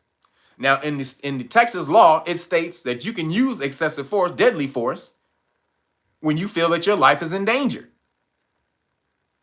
Now, it gives a whole lot of things of proportionality of what that is, but it also says you can use deadly force if somebody's stealing your bag. If you feel your property, not stealing your bag, but if someone's about to steal or rob you, stealing your property, it said you can use excessive force. It says that in the Texas law. So even if he was just taking his bag, well, if he's taking the bag, he thought they were stealing, he could use excessive force. Deadly force. It said excessive deadly force. That's what it was under. So again, got to get back to hold on a second. The Caucasian kid, or the Caucasian the living son, now he keeps trying to change his story. Karmelo came in aggressive, boom, boom, boom. He got a little aggressive with me. He got a little aggressive with my brother, this and that. So they keep not wanting to admit, though, that if the brother, so this is something called proportional force. And so in certain states, and so we got to break this down. When you use when you use deadly force, you're supposed to use proportional force until, other than before you use deadly force. So what is proportional force? They say if somebody punch you, you're supposed to punch him back, right? If somebody push you, you're supposed to push him back. Somebody, hit you with a book, you pick up a book and hit him back, right? Proportional force, right? Equal force. Now, I'm going to say that that's subjective, because so basically, like, for you to use a weapon, you would have to use a weapon to equalize. This is what they say. You would have to use a weapon to equalize the situation. Meaning the situation has to be the odds of the situation have to be so out of hand for you that you have to use a weapon to equalize the force. Now, I'm going to say a kid or anybody who's 4 inches taller than you and 100 pounds heavier than you is a weapon. That's considered a weapon. That's why you have weight classes in boxing, in fighting. Because if you use both fighters being equal, if they use the same type of force on each other, the bigger person is going to be able to take a lot more punishment than the smaller person, if the skills are equal. So when you say proportional force, a dude who's 5'9" and 130 has to use a weapon to equalize the advantage that the bigger guy has of 100 pounds, 4 foot and 4 inches. So that's what his lawyer needs to be arguing. That's what his lawyer needs to be arguing. So then Judge Joe Brown, he lost his damn mind. I think he got dementia, because last week he was saying some good shit about stealing the bag. Then I think because a lot of the people who watch him are Republicans and MAGA people. So I think he got smashed on when that went out, and the viral video, the clip went out that he was saying that he could use deadly force for robbery. So this week he came out talking about for deadly force that you have, again, about using proportional force, that you had to use, that if somebody uses a fist against you and you're about to get beat up, you have to stand there and get your ass beat. Excuse me. That's what he said. If you're about to get your butt kicked and you don't in this fist that they're using, then you gonna have to stay there and get your butt kicked. That's called the old school of the hands. You got to learn how to use your hands. And so when you learn how to use your hands, then you learn how to fight back and you won't get your butt kicked, you see? That's what we used to do back in the day when they don't understand. Like, if you don't shut your old ass up, bitch, I ain't about to stand there and get my ass whooped, fool. You gotta stay there and get your ass beat. You gotta stand there and get no, motherfucker, your fist is a blunt object. A fist can kill you. Proportional force is subjective. Again, that's why it says in your mind, you have to feel that your life was in danger. If a nigga who's 4 inches taller than me and 100 pounds heavy, that's like me trying to fight a dude who's 300 pounds and 6'4". 6'5", excuse me. Oh, no. 6 foot, 4 inches taller than me. 6'6". I'm 6'2". So that's like me fighting a dude 6'6", 300 and something pounds. That dude is huge. Now, I would fight a dude that big because I know that your joints aren't muscles. And if I take out your joints, then it doesn't matter how big your ass is. I just got to take out your joints, your knees. I can take out ankles, even your shoulders. Right here, pop a nigga, hit niggas in his rotator cuff. Okay, a lot of people don't know about that. Yo, Transcendental, appreciate you. Thank you for my Joe Brown. Well, thank you. I want to thank you. What's your name? Transcendental. We had a brother named Transcendental back when I was what was I? I don't even know what I was. I was a judge. I think I was a judge. But I want to say thank you, Transcendental. But no, appreciate you, brother. That's what he said, though. You got to stay there and get your ass whooped. Now, a person who's 100 pounds heavier than you, using a fist, that is an absolute blunt object that can kill you. So a knife is an equalizing force for somebody who's 100 pounds lighter than the person they're getting ready to get into a confrontation with. Physical confrontation that could take your life. So Judge Joe Brown, full of shit. Now, stand your ground. Are you allowed to stand your ground? Not in every state. Surprisingly enough, not in every state. So some states have stand your ground laws. And then some states have something called duty to retreat. Okay, there's a law. There's some laws. So California, thank goodness, is a stand your ground state. I'm going, boy, you come over here, you take one more step, nigga, hey, Roadhouse, bitch. But and the only people who know Roadhouse, you know what that means. Shout out to Patrick Swayze. Stand your ground. You said, yeah, the justice. Appreciate you for my Joe Brown. Y'all are funny. Joe, that's what he sound like. I got to listen to Joe. Honestly, I listen to Judge Joe Brown on 2.3. On 2.3. Honestly, I can't listen to that nigga no slower than that. Because, yeah, and I want to tell you something. Because, back when I was a judge. Like, nigga.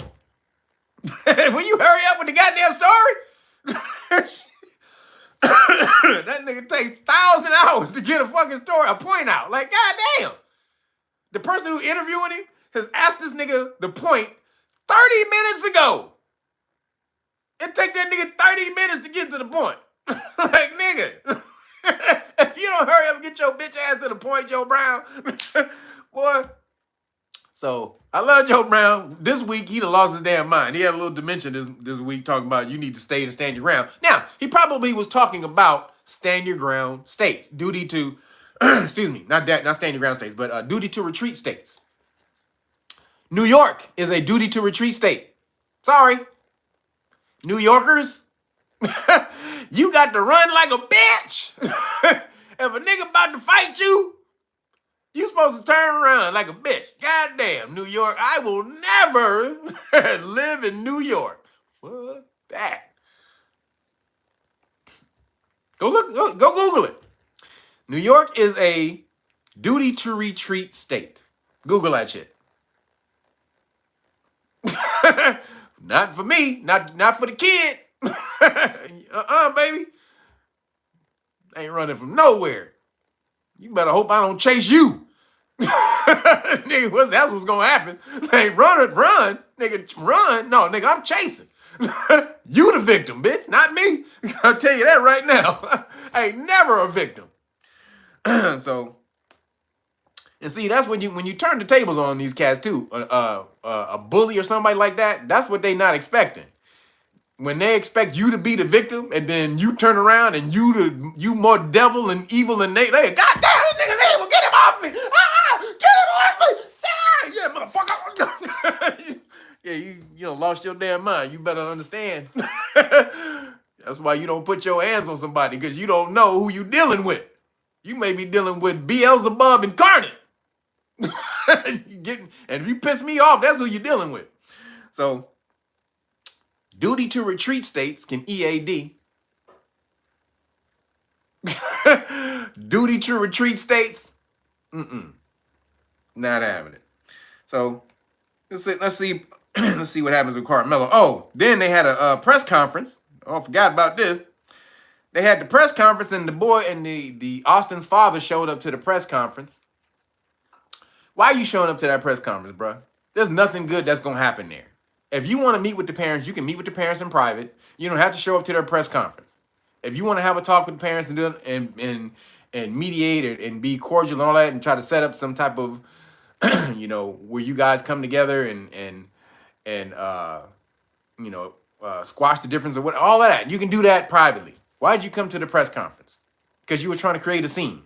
And of course, the the FAGA, the FAGA cats, they jumped on it and was like, they kicked this poor man out of the press conference. The woke black people kicked this grieving father out of the press conference. He couldn't stay there and grieve for his son. This ain't for him. They not doing that. This ain't what that is. This not what this is. This is a press conference to explain all the misinformation that's going on about Carmelo Anthony right now. This is not a press conference so he can come and try to chastise or get at the parents or Carmelo for what happened to his son. This is not the venue for that. You too emotional, cuz. Sorry. You too emotional for that. You can't be here. We grieve with you. It's sad what happened to your son, but you can't be here. This is not the right venue for that. You're only going to get emotional. The people in here are going to be emotional. This ain't the kumbaya moment that you want to have right now. And so again, now the press conference though, that nigga who did the press conference, they need to fire that nigga immediately. Did you see the press conference? Did you see the press conference of this man? Oh, this nigga, this must have been his first press conference ever in life. Because this nigga was stumbling and mumbling, stuttering. This nigga turned around, knocked the mic over off the thing. He was trying to say some shit, trying to use his hands to talk. He said, and then he doing another thing. Oh shit, goddamn. Oh shit, hold on, guys. Oh shit. Oh, give me 1 minute. Oh goddamn. All right. Like nigga, you just knocked the goddamn thing off the table. Calm your ass down. This motherfucker was up there tripping. He said, and oh shit, goddamn. Like, nigga, you at the press conference knocking shit off the podium? Like, I know the dad was in the background like, oh, shit. The dad was in the back like, oh, motherfucker, why? Why do niggas always gotta be, when you in front of shit? You can't be professional all the way. Why is that, niggas? We can't totally hit it on the money, on the mark. There's always got to be some off shit when we in the public, man. Damn. This nigga knocking over mics and shit off the, off the podium. That shit was funny. So, that dude is a little, I don't know if I would keep him as my spokesperson, honestly. Definitely don't know if I would do that. So, yeah, we'll see what happens. So, I think it's going to come out that Karmelo was confronted by both kids, and he told Austin, he told Austin to leave him alone twice. And they were trying to say, when he put his hand in the bag, he said, touch me and see what happens, that's provoking. No, it's a warning of if you touch me, something bad may happen to you. That's a warning to don't proceed. That's not provoking. If I tell you touch me and see what happens. No, that ain't provoking. That's warning you that if you do proceed, something bad will happen. Because you don't have an obligation or right or anything to proceed. You don't have to proceed hit me. That's of your own choice. If you come off and touch me. Nobody's making you do that. So if you do, something's gonna happen. And so then he touched him. He touched him the first time. He didn't even do nothing. It had to be a bunch of touchings, apparently, before Karmelo actually reached in the bag. Or multiple. More than one. Before Karmelo reached in the bag and pulled out the knife. So, again, this whole, why does he have a knife at school shit, not gonna fly. He wasn't at school. Now, he was not supposed to have a knife under 18. He's gonna get charged for that. But, Knife at school doesn't mean anything. And again, people's had knives since Fonzie, so I don't want to hear that shit.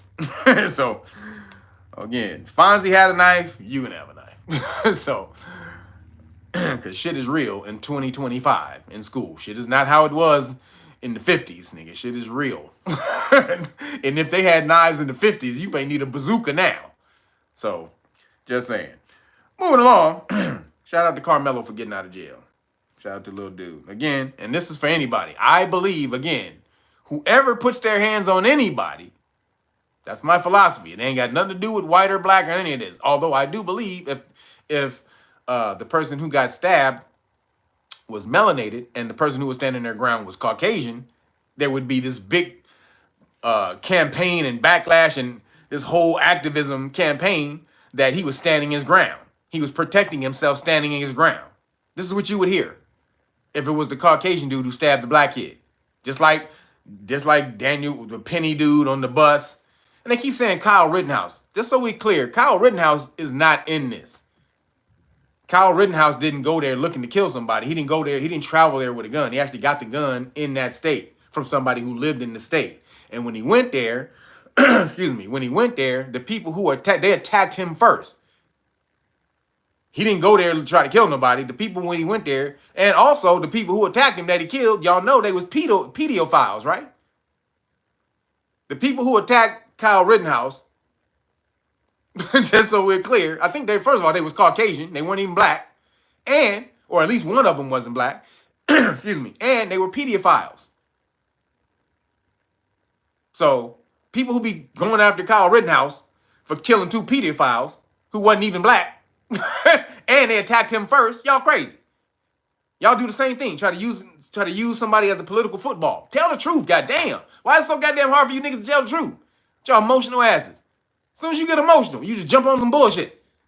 Fuck emotion. Tell the truth, no matter which way it is. If Carmelo Anthony had been, if I thought he had stabbed a dude and he shouldn't have stabbed him, now I do think he shouldn't have stabbed him. Now, again, that's subjective though. When you got 2 big ass dudes on you, only you can say what you felt like your life was in danger, or how much your life was in danger. So, again, man, if you keep your hands to yourself, parents need to start teaching their kids, keep your hands to your damn self, and nothing will happen to you. That is the best way around for everyone. Period. So see how I'm able to compartmentalize and say this and speak up for Karmelo, but also able to compartmentalize and speak up for Kyle Rittenhouse? See? Those things aren't the same. I don't have to, because of Kyle Rittenhouse, say, well, they let Kyle Rittenhouse off. Well, it's not the same thing. Kyle Rittenhouse, he was defending himself. It's kind of on that aspect, but he was getting attacked by 2 dudes who was really trying to take him out. And they were pedophiles. But this was found out later. But he didn't know they was pedophiles when he took them out. But it came out later. So, again, and they were chasing that nigga. So, it's not the same thing. So, moving along, Pennsylvania Governor Josh Shapiro, baby Obama. If y'all listen to that dude try to do a speech, he sounds just like Obama. That's his idol, right? Obama's his idol. You know, we have to be more transparent, and we have to be more tolerant of everyone, because everyone are human. And if we're human, then we have to come together. Like, nigga, if you don't stop talking like a goddamn old school typewriter and shit. This nigga goes and stops. We have to come together, because if we come together, America is a better place. If we come together, like, nigga, stop with the spaces in between the goddamn nigga. Will you have a continuous flow of words, please? So, baby mama, Josh Shapiro, his house got burned down. Y'all saw it? House got burnt to the fucking ground. Like, that shit was crazy. Luckily, nobody was, he was in the house, but luckily they got out before the house burned down. So here's the story. A man has been arrested on suspicion of terrorism and attempted murder after Pennsylvania Governor Josh Shapiro's mansion was torched overnight while he and his family slept inside. Excuse me. Harrisburg local Cody Ballmer, 38, was arrested on Sunday and is expected to face charges of attempted murder, terrorism, and aggravated arson, authorities said. So this is crazy. 5 crews were dispatched to the Democrats' home in Harrisburg around 2 a.m. Sunday, Harrisburg Fire Chief Brian Etherline said. Everyone inside the home was in a separate part of the room or residence when the flames broke out and were able to get out or evacuate safely. Now, why am I doing this story? I mean, it's a story, but it's not necessarily a big story because, you know, house burnt down, whatever, and he was safe and all that. But so why am I doing the story, though? Why is this a story to be told? Because, first off, when Trump got to, because what just happened right now, this week he came out and he said, we all need to stop the political violence on both sides. There need to be no more political violence. We need to come together, stop the political, hyperbole and going off. And he said all this, right? Now that his house got burned down, he wants to be everybody. We need political peace, right? We need peace. Now, I want to know, did you say that when Trump got shot? Nope. He didn't say that when Trump got shot. Now, let me say this. He did kind of say, so they did actually interview him. I'll take this back. He did say something about it, like, I don't agree with political violence or something like that. But that was only because he was asked. Right? It's only because he was asked, I think it was by CNN. So he had to say something. But that's it. He said a little quick excerpt about it, and then he moved on. Yo, Sharice Reed, appreciate you. Thank you for the cash out. And everybody who hit the cash out today with your shawarma, with your funny little shawarma donations and messages. Y'all hilarious. For Judge Joe Brown. Appreciate you. But so now he did that. Now he didn't know that's one part of it. Now the main reason I'm saying this is because karma. Karma is a bitch. Why is this karma for him? Because remember, we did the report of when Zelensky came to town and Josh Shapiro and Zelensky did a tour of the weapons manufacturing, the manufacturing plant. And Josh Shapiro signed a bomb. Y'all remember that shit? Josh Shapiro put his name, his energy on a missile, a bomb that was going to kill people. Karma is a bitch. Now, again, I don't know if the bomb he signed actually killed people, but it was going to kill people. That's what it was for. The whole purpose of it was going to go kill people. And so you signed the bomb, nigga, like you John Hancock or something. Nigga, like, who the hell you think you are, fool? You ain't Michael Jackson, nigga. So he signs the shit like he Michael Jackson. and that karma came right back around and went right back up in him. Now, I'm not laughing that he got his house burned down. I'm just talking about how the karma. Because it's not bad. You know, it's a bad thing when your family get burnt out and all these shit get burnt out. So that's terrible. Feel bad for his family and everything. Feel bad for him. Because, you know, no one should have their stuff burnt out. But when you put that type of energy out there into the universe and sign your name onto a bomb, a missile, that's going to go kill and take out a bunch of people, then you basically put that energy out to come back on you. By signing that bomb, you said you agree with the deaths that this bomb is going to facilitate. So, sorry, Josh Shapiro. I don't want to hear about political peace now, nigga. Yes, we do need it, but I don't want to hear that shit from you. When you signing bombs. Nah, that shit is bullshit. So, when you stop talking about signing bombs and all the rest of that stuff, and New Kazaria and all the rest of that, then we'll start listening to you, Mr. Josh Shapiro. Just saying.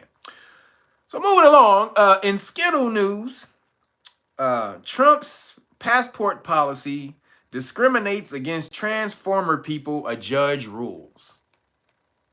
So remember, Trump said he won't put transformer identities on passports. Like you can't get non-binary, excuse me, or they, them, or excuse me, demon they, or what's the other terms? They got demon they and demon them and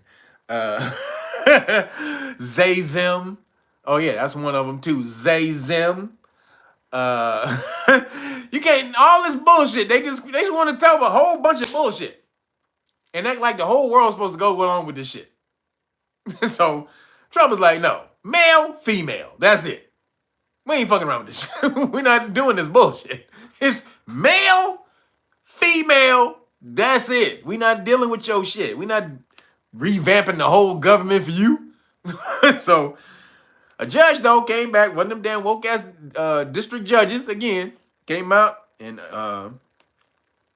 so here's the story. A federal judge on Friday ruled that Trump's administration policy of refusing to issue passports to transformer and non-binary Americans that reflect their gender identities is likely unconstitutional. Likely, huh? You don't even know. You just issuing injunctions and you don't even know if it's constitutional and you a judge? What kind of bullshit? What kind of bullshit is that? You a judge and you talking about it likely unconstitutional? Okay. Where is it in the Constitution that you have a right to have your gender? Now they're gonna say discrimination. It's under the equal protection of the laws clause. That's what they're gonna rule. Equal protection. So so this is the thing though. It says so basically, they ruled that Trump's administration policy of refusing to issue passports to transformer and non-binary Americans reflect their gender identities is likely unconstitutional, but she declined to block it nationwide. So she blocked it, but she didn't do a nationwide injunction like the rest of the judges have been doing. Because a couple of those national injunctions just got overturned. So they starting to see the writing on the wall. They starting to see the writing on the wall. Oh, because there was an injunction that got swiped down by the Supreme Court. So they see what's going on. When the Supreme Court starts really going over all these injunctions, these things are gonna get kicked down. Because you can't tell the executive branch what to do, especially when you're a federal district judge of limited jurisdiction created by Congress. You're not even in the Constitution, other than the fact that for a side mention that Congress can create some side bitches, some side, what's the name? Some side judges or side courts. Now, the court this morning ruled against Trump on transportation, saying that he had to, or not transportation, but what is it? Damn it, I lost the goddamn word. Against deportation. Man, I couldn't think of it. So deportation. So they say he couldn't deport people to other countries or to the jail without due process. So he can't just send. Now you can send them back to other countries, but you can't send them to jail without due process. So he's sending. So that's what it is. Most people think that he can't. They think that he's saying that the court is saying that he can't deport people.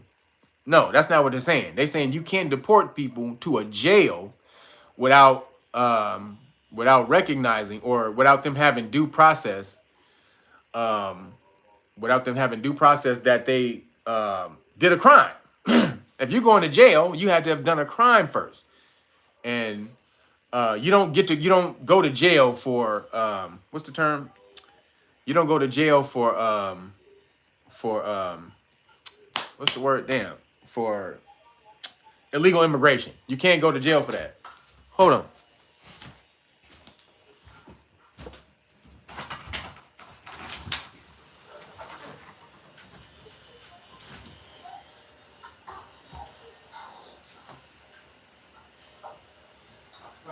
I'm live streaming right now.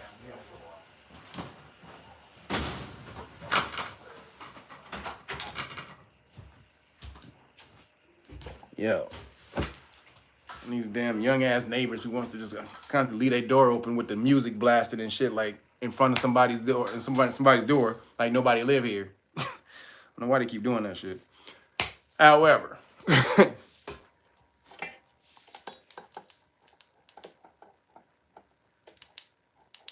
and then had the nerve to look at me crazy when she came down. Like, yeah, you want to say something? Please say something. Excuse me.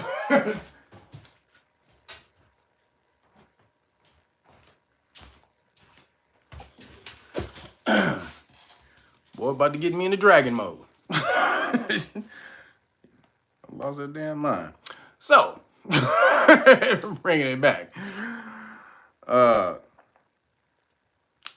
And the fact down that I've been doing this for years now, so I know that they have to know that I'm live streaming at this time on Saturday. But you're going to leave your damn door open with all that damn noise. All right. Back to the damn news. God damn. So, where was I? Oh, yeah. So, no more passports. So, here it goes. The district judge, Julia Kobrick, U.S. District Judge Julia Kobrick in Boston issued a preliminary injunction that stopped the enforcement of the policy against six. So it's only 6 people. So 6 Transformers bought the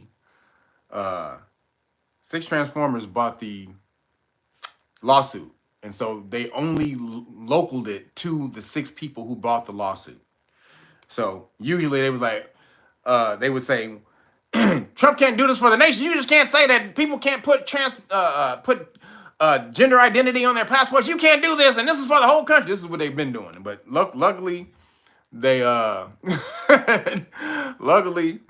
localized it to the 6 people who only did this. So what she said was, now this is in her words. Kobrick said that the passport policy and a related executive order signed by Trump that directed the change discriminated on the basis of sex and sprang from an animus towards transformer Americans that violated the equal protection principles safeguarded by the U.S. Constitution, 5th Amendment. No, it doesn't. No, it doesn't. No, it doesn't. You just can't decide to just to be something one day and think the Constitution protects that. I'm going to be a Minotaur. Today I'm a Minotaur. Put it on my passport. We don't do Minotaur. What? You're discriminating against Minotaurs? What do you have against Minotaurs, Trump? I'm a Minotaur. I should be recognized. Yes, I'm a fucking Minotaur. I'm a half bull, half man. Yes. I'm a Minotaur, goddammit. And you recognize me, Trump. Like, wait a minute, when did we come up with the Minotaur category? Is that real? Is he real? Like, they checking back with the administration? Do we got Minotaurs? Anybody? We got Minotaur? I don't think we got Minotaur. Yes, you do. I'm a Minotaur. Yes, you do. I'm one of those. So, again, when they do this type of stuff, and wait a minute, you can just make up laws and then get protection for that law out of nowhere, even though it's not in the Constitution. No, you can't do that. So, luckily, she didn't trip out and issue it nationwide. This one's going to get struck down, too. That's why she didn't do it. She knows once Trump appeals this is also going to go up to this court, and this is going to get struck down, too. So, she didn't want to have that nationwide injunction, stigma on her name. Because if she did a nationwide injunction, it would get knocked down as well, and she doesn't want that on her resume. So, shout out to her for having some sense, a little bit. Brandon Terry, appreciate you. Thank you for the cash out, brother. So moving along, trans protests to be held in London. This is crazy. They're going crazy in London. Shout out to England, though. England, you've been fucking up. I got a story where you did fuck up. Real quick, let me say this because England did some fucked up shit. So I got to say this real quick before I give England some props. So this week, England did do some fucked up shit on the free speech side of the game. They so a dude was yeah, England is falling apart like a motherfucker. But old guy was sitting on the street. They was just watching something on the street, and an Indian person came over to sell him something, and then he didn't hear him, and so he told the Indian guy to speak a little louder. He said, "Sorry, can you speak louder?" And so somebody heard him say that. They went and told the police that he told the guy to speak English. And so the police came over to him and was going to arrest him for telling the Indian guy to speak English because that's considered hate speech in England. Telling a person who doesn't speak English in England to speak English is considered hate speech. Can y'all make that make sense? Telling somebody to speak English in England, where English come from, that's considered hate speech. That's absolutely insane. So that's the bullshit with England. However, they didn't do it. They basically worked it out, and he said, I didn't tell him to say English, speak English. I just told him to speak louder. But the cop was serious. The cop was getting ready to take him in or give him a ticket or some shit. The point is, it's against the law to tell somebody to speak English in England. That's crazy. Whether it's a ticket or going to jail. That's just ridiculous, man. England, you're falling off the deep end. But not today, because trans protests had to be held in London and Edinburgh after Supreme Court ruling. What was the Supreme Court ruling? The transgender community will hold protests in both England and Scotland on Saturday, days after a Supreme Court ruling on the definition of a woman. They basically decided what a woman was in England. So trans rights groups, trade unions, and community organizations will come together for an emergency demonstration, guys. It's an emergency. Emergency, right away. So it's an emergency. Where'd it go? For an emergency demonstration in Parliament Square, central London, while a rally and march organized by Resisting Transphobia, that's a group called Resisting Transphobia, will take place in Edinburgh. In a long-awaited judgment delivered on Wednesday, the UK's highest court confirmed the terms woman and sex in the 2010 Equality Act refer to a biological woman and biological sex. Yeah! Now come on, America! Supreme Court, goddammit, you full of shit over here. Come on, Supreme Court. American Supreme Court, bitches. But shout out to England. Y'all were full of shit. Y'all were with a lot of bullshit recently, but this is a big time right here. This is big time, baby. Big time, baby. So this means transformer women with a gender recognition certification can be excluded from single-sex spaces if proportionate. So no, you can't go into ladies' bathrooms. No. Joe Sasquatch burly deep voice fucking Vera Varicosha, or was it Vera DeMilo? Hey, guys, I gotta use the bathroom, guys. All right, can I go to the bathroom? Right, yeah. It's gonna stand up. Yeah, don't you guys don't go to the bathroom like this? No. How do you go to the bathroom? Oh, I gotta sit down. I gotta sit down. Oh, okay. Well, I just feel more comfortable standing. Okay. Okay. Is that okay? Is that okay? Can I whip it out? Can I whip it out? Can I whip it out? Can I whip it out? No! No, motherfucker. You can't whip out your fucking... Can I whip it out? Can I whip it out? Can I whip it out? Can I... No, motherfucker. You go to the Sasquatch.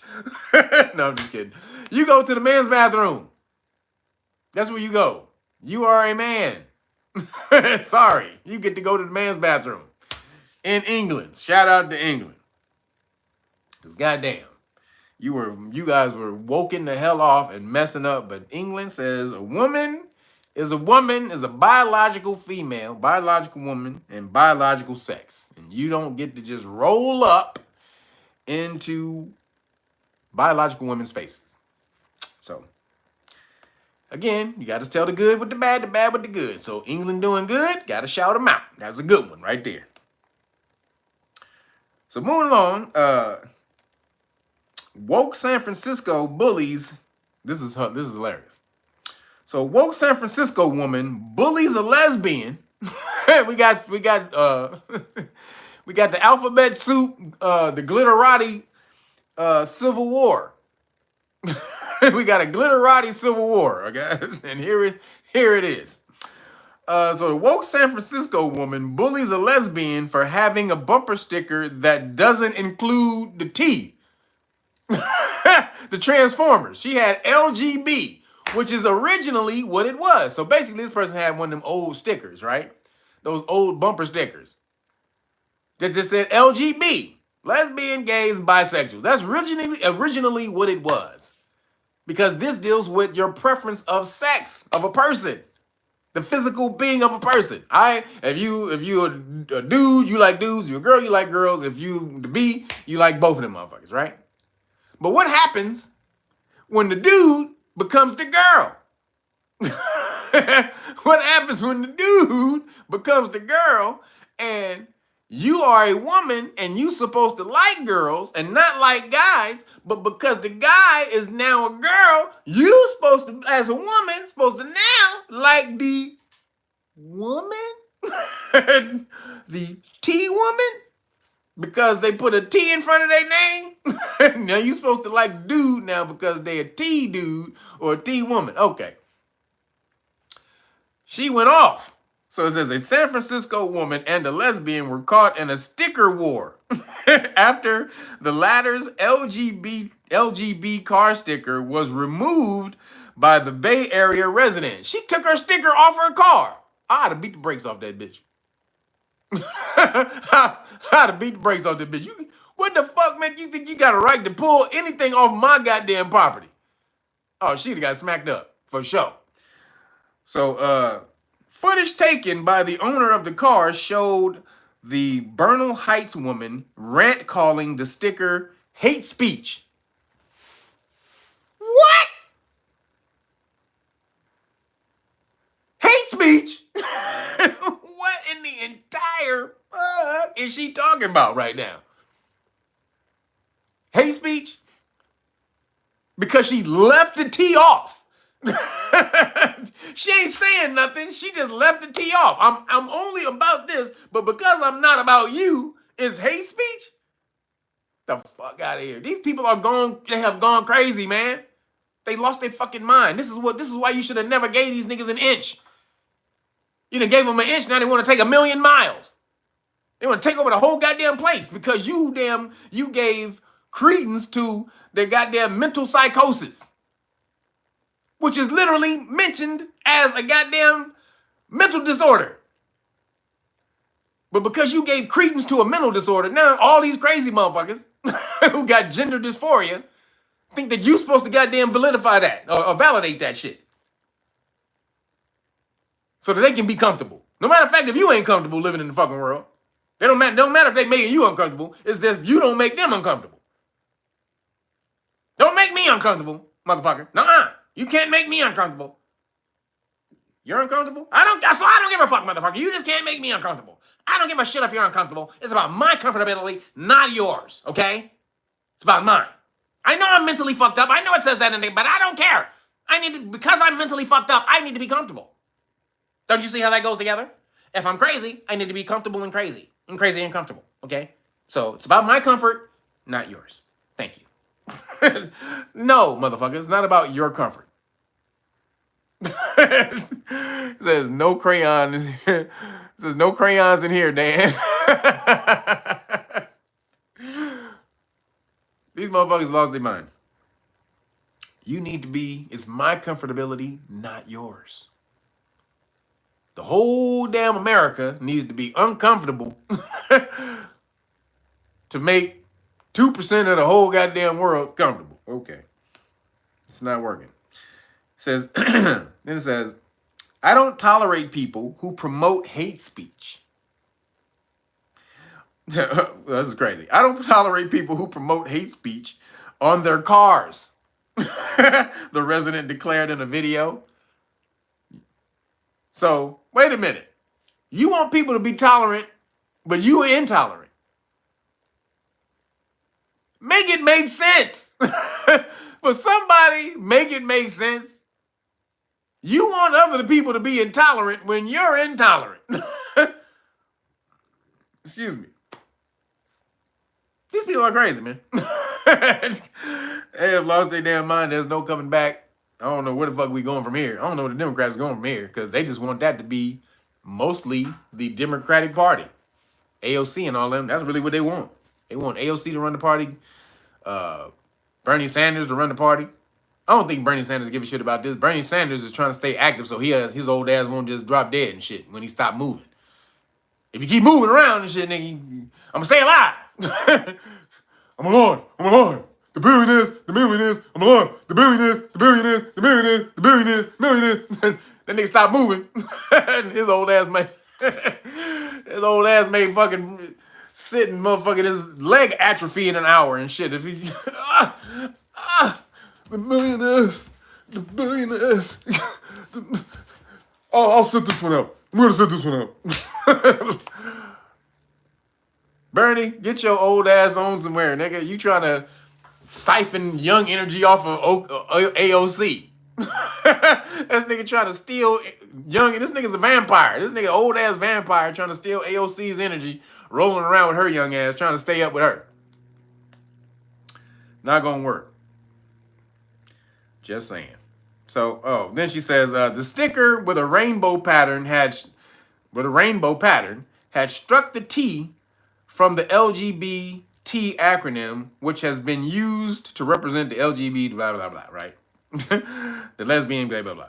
So by Monday, the Bernal Heights resident had taped a response to the LGBT sticker on the car, which read, "Shame on you." She taped the sticker on somebody else's car that said, "Shame on you." I'd have took that sticker and put it in my hand and slapped the shit out of her forehead and put it right on her forehead. I'd have smacked her ass just like that. Put that shit right on her forehead. Shame on you. I'd have hit that bitch so hard, that shit would have fucking iron. Was the iron on? That shit would have been an iron on that bitch's forehead. I dare you, don't be touching my car. You done lost your damn mind. So, shame on you. There is no community without the T. There's no community without the T in LGBT, guys. No community. Now, you just usurped. You just added on. Did you ask the LGBs? Did they want to add you to their group? What makes you think that you can just jump on their group? Nigga, no. This is a group that deals with the sexual preference of the physical sexual preference of someone. So when you just change your your physicality of who you are, you throw off their whole shit. You throw off the L and the B and the G and the whatever. You throw that off. So yeah, if I was them, I wouldn't have let you put the T on there in the first place. Well, I ain't them. Never be them. But they should have never let you put that shit on there in the first place. And then was LGBTQ. There's some other shit on there too. So I know it's a plus. I don't know what that's for. I think the plus. Wait, is the plus for the pedo thing? Is that what that is? Is the plus is that what that is? IA plus. So what is that? Well, I don't know what that is. But the plus is that for the kids, the MAPS, the minor attracted people? Is that what that is? I think they're trying to add that to try to get minor attracted people to be mainstream. That's some crazy shit. He says plus for the pedos. DP said plus for the pedos. I'm just saying. I think it is. I think that I'm not sure. So don't quote me and shit. But I think it is.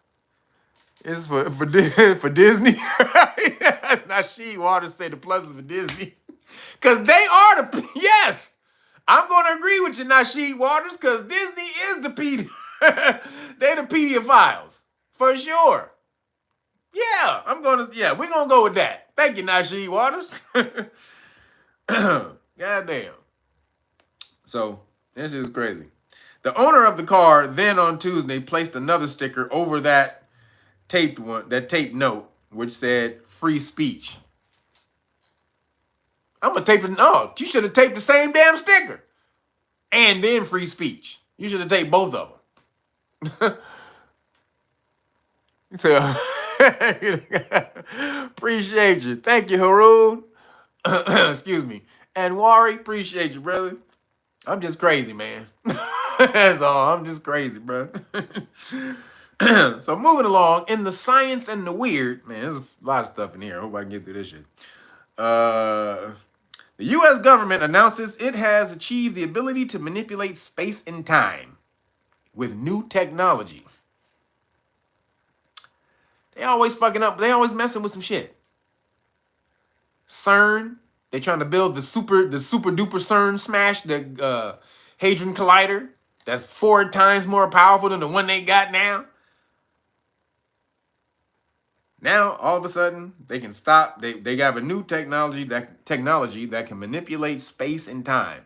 So the Trump administration quietly revealed it has futuristic technologies that literally bend time during a speech on the golden age of American innovation. What? They got futuristic technologies that bend time. The Trump administration said this, huh? Okay. The director of the White House of Science and Technology Policy, Michael Krastios, declared that the U.S. currently has the ability to manipulate time and space and leave distance annihilated. So, we talked about this a minute ago. I think maybe it was last week. When we were talking about time travel. How they said time travel is really possible. And we talked about how Bob Lazar broke this off in 27 years ago with element 115, and how you can distort with enough energy. You can distort, the gravitational field and create your own field and travel with your own field, like basically creating your own atmosphere. And so what you do is take point A and point B and you bend them together. So it's the same shit that he was talking about 27 years ago. You don't time travel by going from point A to point B in a straight line. You take point A on the map and you bend it over to point B.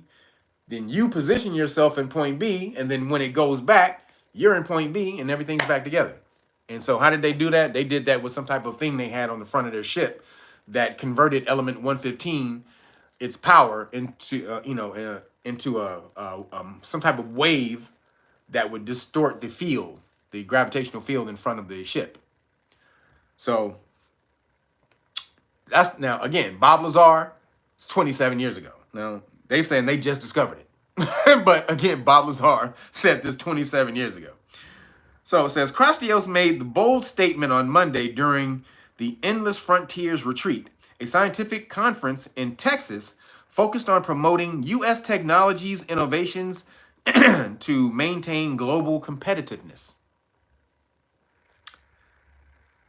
So, they can bend space-time, apparently, which we already knew because Bob Lazar told us 27 years ago. Thanks, America. Again, these are old sciences that they have to release to you slowly. Drip, drip, drip, drip, drip, drip, drip. Again, anything that you see that's as far as a technological advancement in the world has been in the military for 20 years at least. Minimum of 10 to 15 years. But they said military dude said it was 20 years. Dude who worked for DOD, he said it's like 20 years. Admit is at least 20 years. Now, I think I had heard before it was 10 years, but 20 years. It's actually probably more than that. It's It's probably more than 20 years, actually. So, thanks for telling us some old shit. Moving along. Harvard scientist says Mars was home to a civilization that was wiped out in a nuclear war.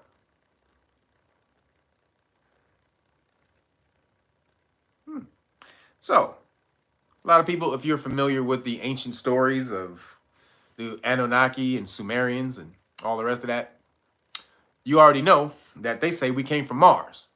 They fashioned the human on Mars. There was a civilization on Mars. They fashioned us on Mars, and then brought us down to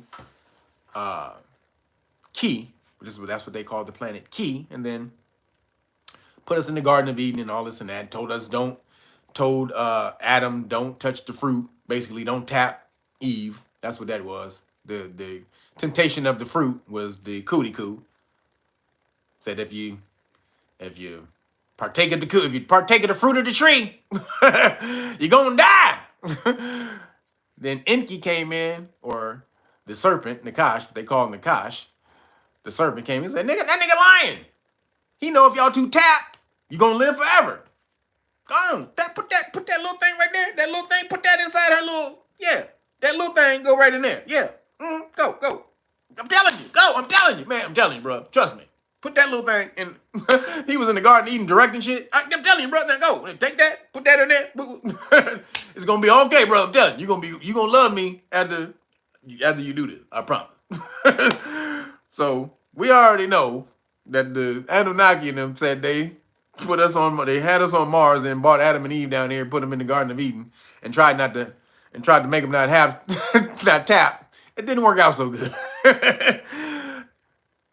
No, don't work, man. I'm telling you, tapping, men and women, you coming together, that's supposed to happen. It's natural. It's nature. You can't put man and women together, especially if they look good, and think ain't nothing supposed to pop off. So, Enlil was the one who told them, don't do it. Enki was the one who told them to do it. So, let's see what happened when we were on Mars. So it says, it might sound like a plot of a science fiction novel or the movie Mission to Mars, but Harvard scientist who Dr. John Brandenburg believes this catastrophic event really happened. According to this bizarre theory, Dr. Brandenburg says ancient Martians known as Sidonians. So the reason they call them Sidonians is because that place where that mask is on Mars is Sidonia. That's what they call the mask where the pyramids. That's basically a replica of, or actually I think the Giza Plateau is a replica of Mars. So it's not the other way around. So that's what they call that plateau up there, is Sidonia. So Martians known as Sidonians and Utopians were massacred in the attack. And evidence of the genocide can still be seen today. Back in 2011, the scientists first postulated that the red color on Mars could have been due to a naturally occurring thermonuclear explosion, claiming chemical elements in the red planet's surface claiming chemical elements in the red surface of the planet match those around nuclear test sites on Earth.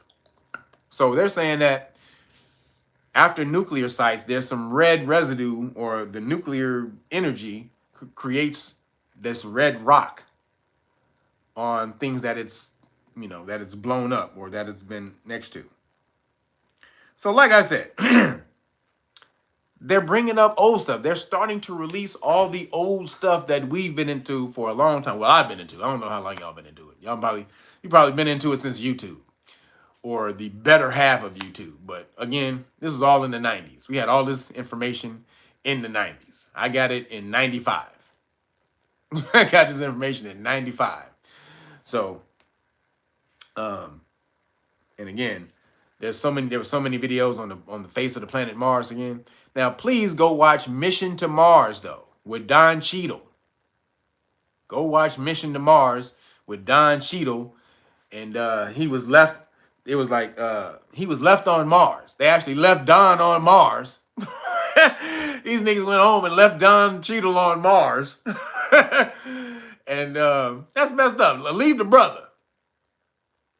All the people who was on the goddamn on the expedition to Mars is all Caucasian people and Don Cheadle. And Don Cheadle, the only nigga, gets left on Mars. Why was the only nigga left on Mars? All the white people got home. but no, Don Cheadle left on Mars. So they finally went back. When they got back to Mars, they got up there. Don Cheadle was up there. He looked like Martin from the time where he went to the remember when Martin left and joined the cult, and he had the afro with the half. He had the afro and the half and the half braids, and he was praying to Najee Ramba. Well, Najee Ramba. I think Najee Ramba was a head of lettuce or some shit. They was praying to Najee Ramba. That shit was hilarious.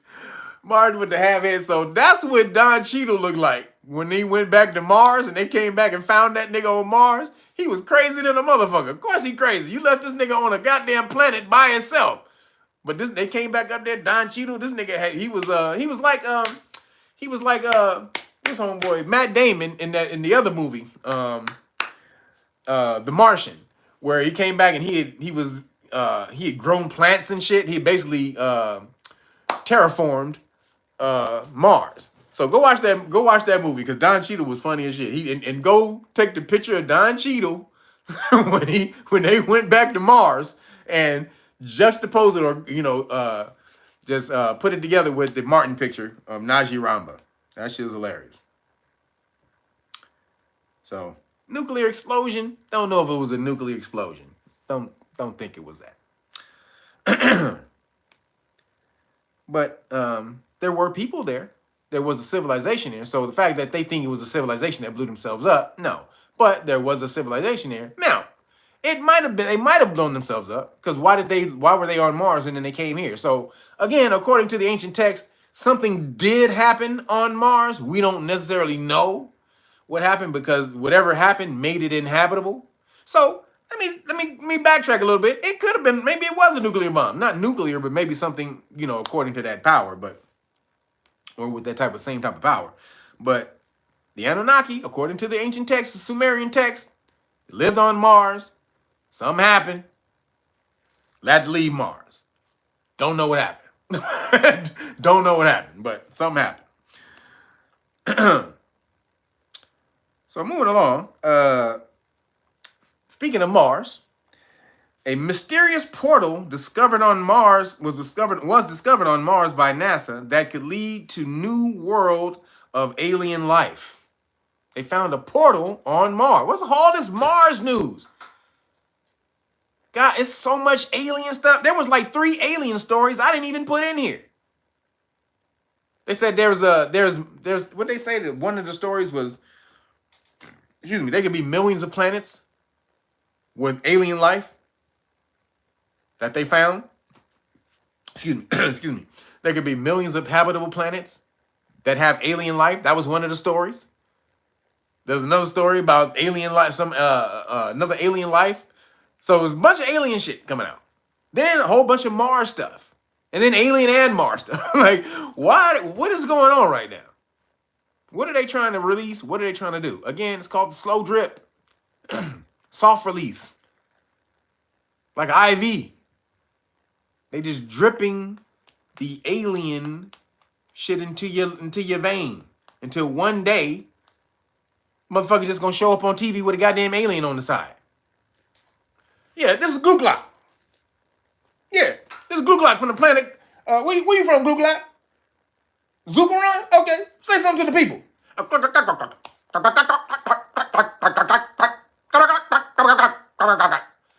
Glue Glock, because I know y'all don't speak. What you say from Zuckeranian? I know y'all don't speak Zuckeranian. So Glue Glock just said, "Look, he happy to be here.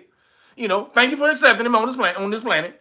And where the bitch is at?" He said, "Where the chicks at? Where the fat asses at?" That's all he heard about. America, the Earth got fat asses everywhere. He's the one who know where the fat asses at. Look at Glue Glock. That's for later, brother. Okay, we'll hook you up later. Now this is the diplomatic portion of the thing. Okay.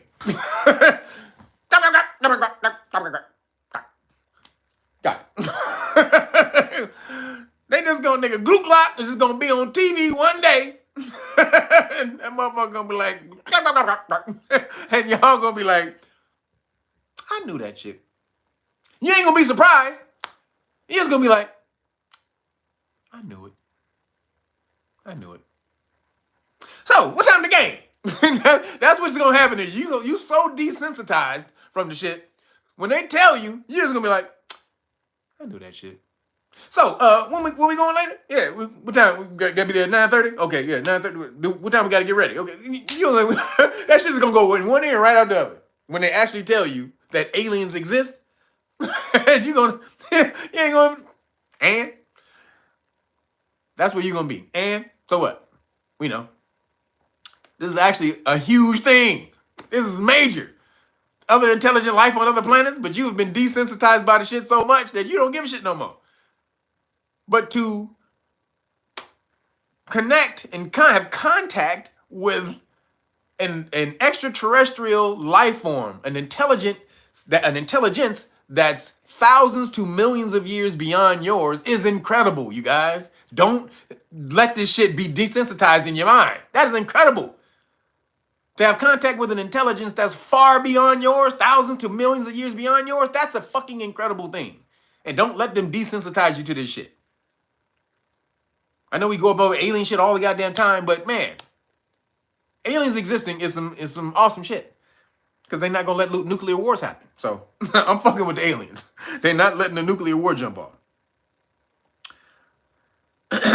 So it says NASA has admitted that an over 300-foot wide hole in the surface of Mars could be a portal leading to an underground world of alien life. The American Space Agency shared the shocking image of a massive opening in the Martian landscape on Sunday for its astronomy picture of the day. Now, I be fucking with Billy Carson a lot, just because I just like fucking with people. So no, everybody can get it. No diddy, but everybody can get the joke on you. I'll joke about anybody. I don't give a shit who you are. I joke about me. But Billy Carson, have you seen his pictures of Mars that he's released? If you haven't seen those pictures of Mars, Cuz-I, what up, girl? Where you been? Cuz-I said so. What up, girl? Where you been, girl? So, excuse me. Damn, Cuz-I, you just made me lose my damn train of thought. What was I saying? Oh, Billy Carson. So, you've seen the pictures of Billy Carson that he has of Mars? First of all, through his telescope, and how it's not red. This shit is like colorful. You seen those pictures, Billy Carson? The planet Mars is actually colorful, like green and got some blue in it and all kinds of crazy shit, right? So then he showed the pictures that were released from Mars. And did you see the statues? One looked like a helicopter. There was something that looked like a helicopter that was in the dirt. There was a tank. Please tell me y'all saw the tank that Billy Carson showed that was on Mars. Motherfucker showed a tank, y'all. Shown on YouTube. Yeah, he got it on. Yeah, he did the presentation. Well, that's why I saw it on YouTube. I don't know. If somebody knows where it is, please put it in the chat or send it to me because I lost the damn video. This was like last year when he did that. So I lost the video. But if somebody knows where that video is of Billy's, please send it to me. Because Billy was showing all of that shit. I'm going to give you a shout out, Billy. See? I had to be fucking with you, but nigga, because you funny.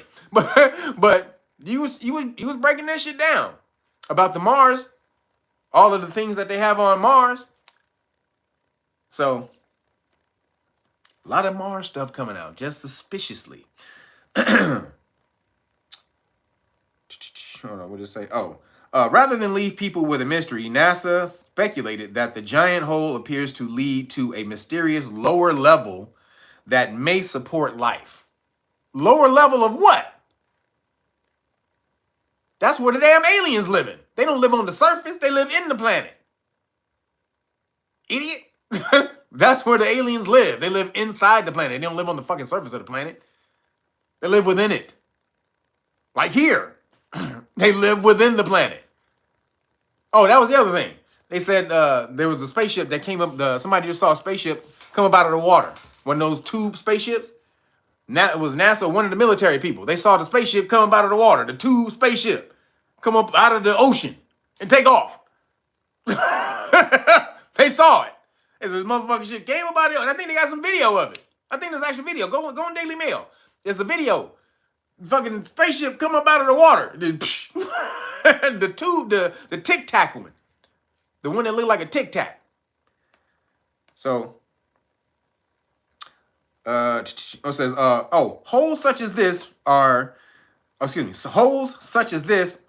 of particular interest because they might be portals to lower levels that extend into expansive underground caves, NASA researchers said.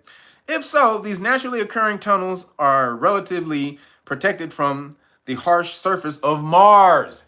Listen to what I just said again. I see how I said they live in the middle of the planet. They live inside the planet.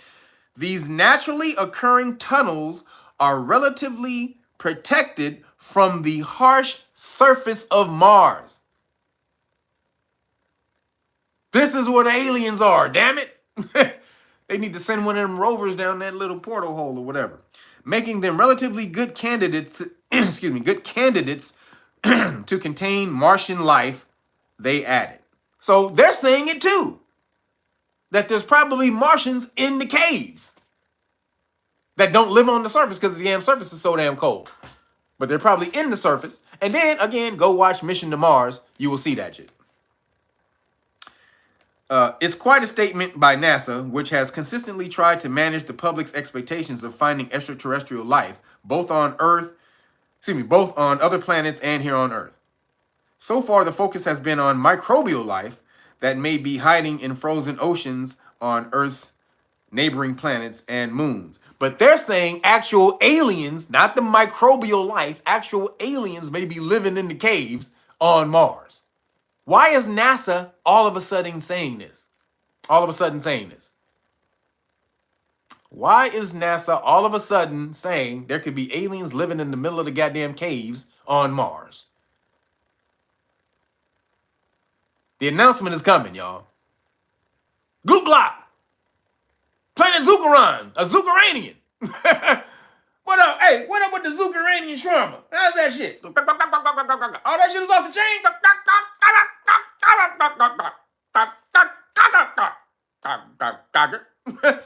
Goddamn, Zuckerlo. Goddamn, Gloop glop. I have two orders of Zuckeranian shawarma. Yeah, thank you. Please get I get the Zuckeranian hummus too. Thank you. Don't forget my hummus. Zuckeranian shawarma. I'm with it, baby. So they will see if Zuckerlock show or Gloop shows up on TV real soon. Moving along, microbiologists reveal a stomach-churning reason for that you should never wear. Now, this is why I always tell you to take your shoes off when you enter my dojo. This is why you always take your shoes off, enter my dojo, especially at your house. You should always take your shoes off at home. Do not wear your shoes from outside around the house unless you absolutely have to. This is why. Microbiologists reveal stomach-churning reason you should never, this is all caps, never Zuckeranian shawarma. That's right. Gloop glop be hooking it up, baby. Ain't that right, Gloop glop? He said, hell yeah, nigga. So the reason you should never wear outdoor shoes in the house. Wearing outdoor shoes inside could bring deadly bacteria and cancer-causing chemicals into your home, an expert has warned. Toxic E. coli, which can trigger life-threatening kidney disease, is found on up to 1 in 4 pairs of shoes that have been worn outside, according to a new alert by microbiologist Dr. Manuel Muhammad. Thank you, Dr. Muhammad. Damn! 1 in 4 people. Holy shit. So that's about 25% of the world got shit on their shoes when you walk in the house. Meanwhile, sealants used on driveways and roads known as, Meanwhile, sealants used on driveways and roads known to contribute multiple types of cancer are also likely to be trudged into your home with medic warning.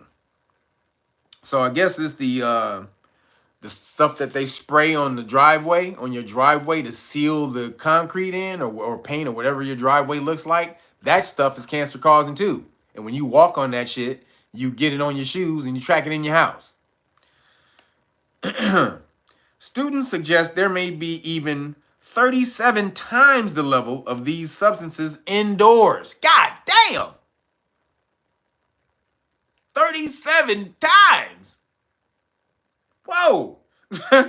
Of the levels of the substances indoors compared to outside as a result of dirty shoes. Dr. Muhammad, who is based in the University of Westminster, has urged people to remove their shoes at the door to significantly reduce families' exposure to harmful microbes and chemicals. See, the Japanese, the Asians been doing this shit forever. They already knew. You ain't gonna see no Asian, go to an Asian's house. If you go to an Asian house and they wear shoes in the house, that motherfucker's American. They're American. Or they've they've been deeply ensconced into the American culture. You're not gonna find like people who still have some connection to their culture over in their country. You're not gonna find them wearing shoes in the house. So then it says outdoor shoes carry bacteria, allergens, and toxic chemicals, many of which are linked to serious health concerns, she wrote in an article for The Conversation. Wearing outdoor shoes indoors is like inviting the streets and everything on them into your most intimate living spaces. Boy, I got that rule. That was made. Man, when I got people come over and fix my house, and they be walking in with them dirty ass boots and shit, I'll be like, hold up, man. I gotta get mats and stuff. I'll get mats and lay that shit down for them to walk on. Because I can't have them take their boots off and shit in my house. I don't want these feet stinking in my house. So I can't, and then, they got to do their work. So I'll be looking at, as soon as they walk through the door, I look down at their shoes. I'll be like, God damn. I'm like, hold up, bro. Hold up. I got to not go to my car where I got my exercise mats and stuff, and I'll go get my exercise mats and I'll lay out a path. It's like this shit is like Akeem and Coming to America. I'm throwing down the pedal. What is Akeem? She sure quit to be. But I'm laying out the rose path, the rose man. Like, nigga, don't step on my shit, nigga. They shoes be looking nasty as hell. Oh my God. So it says, she said footwear picks up the harmful bugs and substances from multiple sources during the day, such as lavatory floors, bathroom floors, hospital corridors, as well as fields and parks. Yes. And so now, if you didn't know, now you scientifically know. You have a scientist breaking off what you bring into your house. Also, there was a story about the 5-second rule. I didn't put that in here, but I'll do a quick breakdown of the 5-second rule. When you drop some food on the ground and you say, oh, 5 seconds, you pick it up. They did that. They took 2 things and they dropped it on the floor and they picked it up real quick and then they froze it to preserve the organisms on it. And then they looked at it and they were like, God damn, 5 seconds. Pick that shit up. That shit was filled with organisms and shit. So 5-second rule. Now, this is what we do to enhance our immune system. So our immune system has to be exposed to these things in order to fight them off. Excuse me. So it's a natural way that we live in order to build up our immune systems. But god damn, I'm a germaphobe, y'all. God damn. I wash my hands so many times a day. If I go to the store anyway, I cannot. I am a germaphobe. I don't like to be around nobody's nothing. If I see a piece of your skin somewhere, What's that? What's that? Ah! What's that? I'm pointing that shit over. I'm all the way over here. I ain't scared of nothing, no nigga alive. I don't give a shit. No living creature alive. Germs? Me and germs do not get along. I'm like, I'll stand like this. Nobody touch me. Stay your ass over there. I'll stand on the wall in the corner like that, boy. Do not touch me. Shit. So, wipe your goddamn, take your shoes off, wipe your feet before you come in my damn dojo. That's why I put this story in here. All you up in here. It's still about, a little bit less than 100 of you guys in here. What, about 70 of y'all in here with your shoes on? Again, hit the like button, please. So, that just crazy and nasty as hell. All right, so moving along. Hold on, where'd it go? All right, so last thing I got, experts reveal, this is crazy right here, goddamn. About to go try this in a second. Experts reveal how the ping of an air fryer sparks arousal in the same way as sex. Me and you got a meeting in about another 20 minutes, my nigga. I'm coming for you, air fryer, my nigga. Air fryer right there. Can y'all see that? You can't see my air fryer through the little crack. You can't see the little air fryer through the crack of the. No, you can't see that. Got my air fryer. I'm coming, baby. So it says, this crazy ass story right here too. He said, "Black don't crack." So experts reveal. Oh, excuse me. It's the kitchen device that many of us now can't live without. Why is that?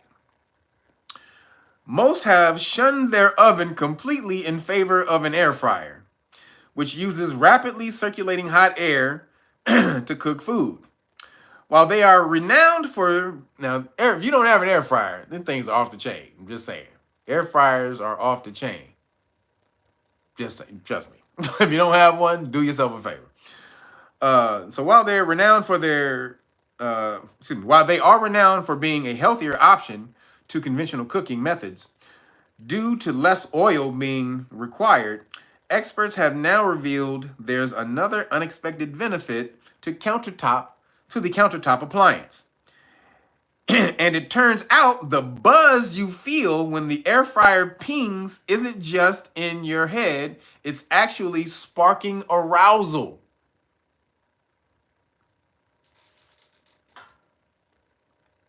"20 minutes, baby."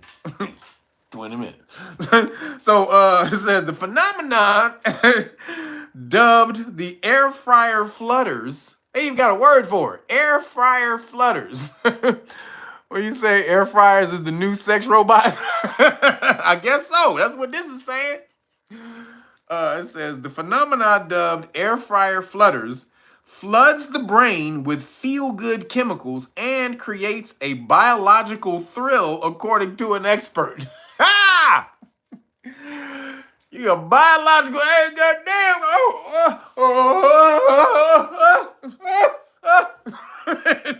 I don't know if that's ever happened. But you do feel good when you know you're getting ready to eat some good food. I'm telling you that shit. Brad, bring a whole new meaning to the word ninja. WD. So it says, so basically what's happening is your body's getting filled with oxytocin. That's the love chemical. That's the chemical that makes you feel good like that. You want to have sex and all that. That's oxytocin. So, excuse me.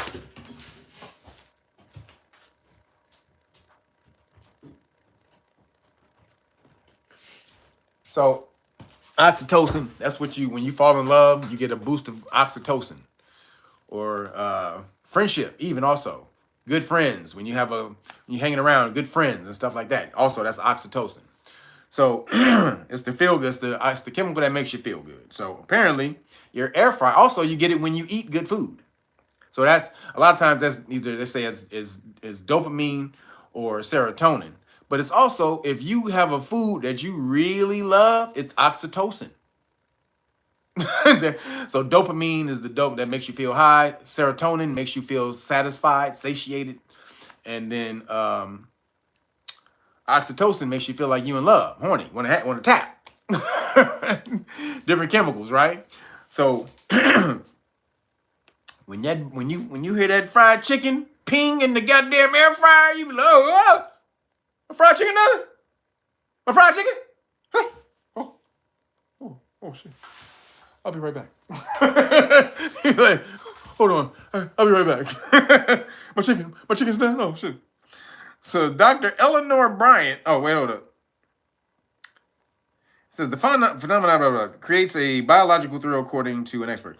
The Dr. Eleanor Bryant, associate professor of health and eating psychology at the University of Bradford, explains that the anticipation of food activates the brain's reward system in a unique way. When we anticipate eating delicious food, our brain floods our neural pathways with feel-good chemicals, she said.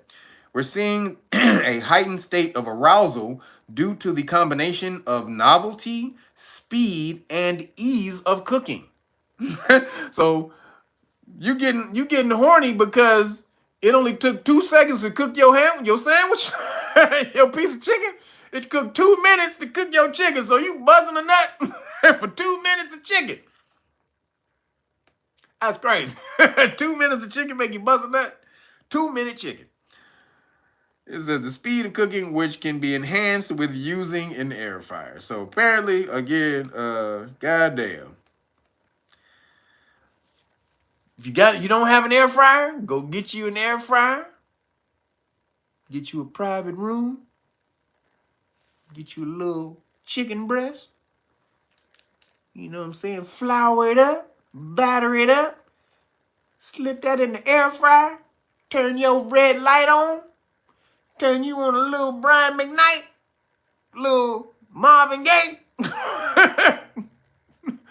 Let's get it on.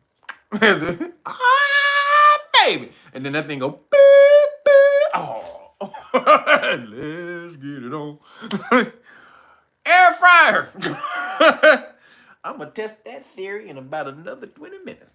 So moving along, the science has brought back. So if you don't watch Game of Thrones, I'm in Game of Thrones right now. I had to I'm in a Game of Thrones rewatch.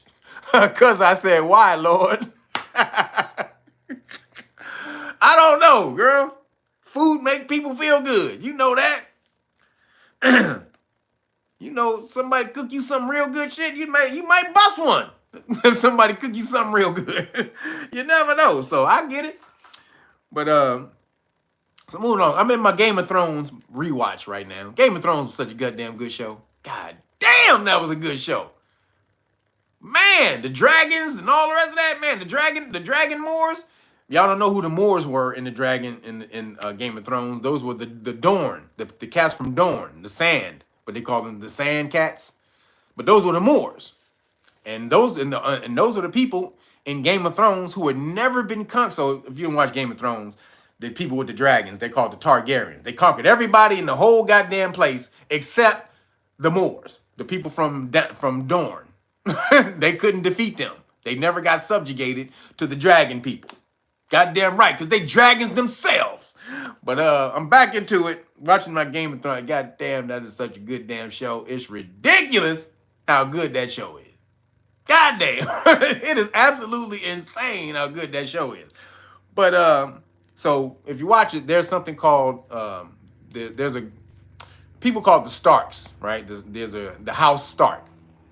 So you got all these different houses. The reason it's a good thing to watch is because it shows you the classification or social stratification, how society was set up on all these different, this social classification, right? Lords, kings, peasants, all the rest of that stuff. So you need to know how the system works. It's the same way today. It's all about status. It's all about status. Status means you're standing.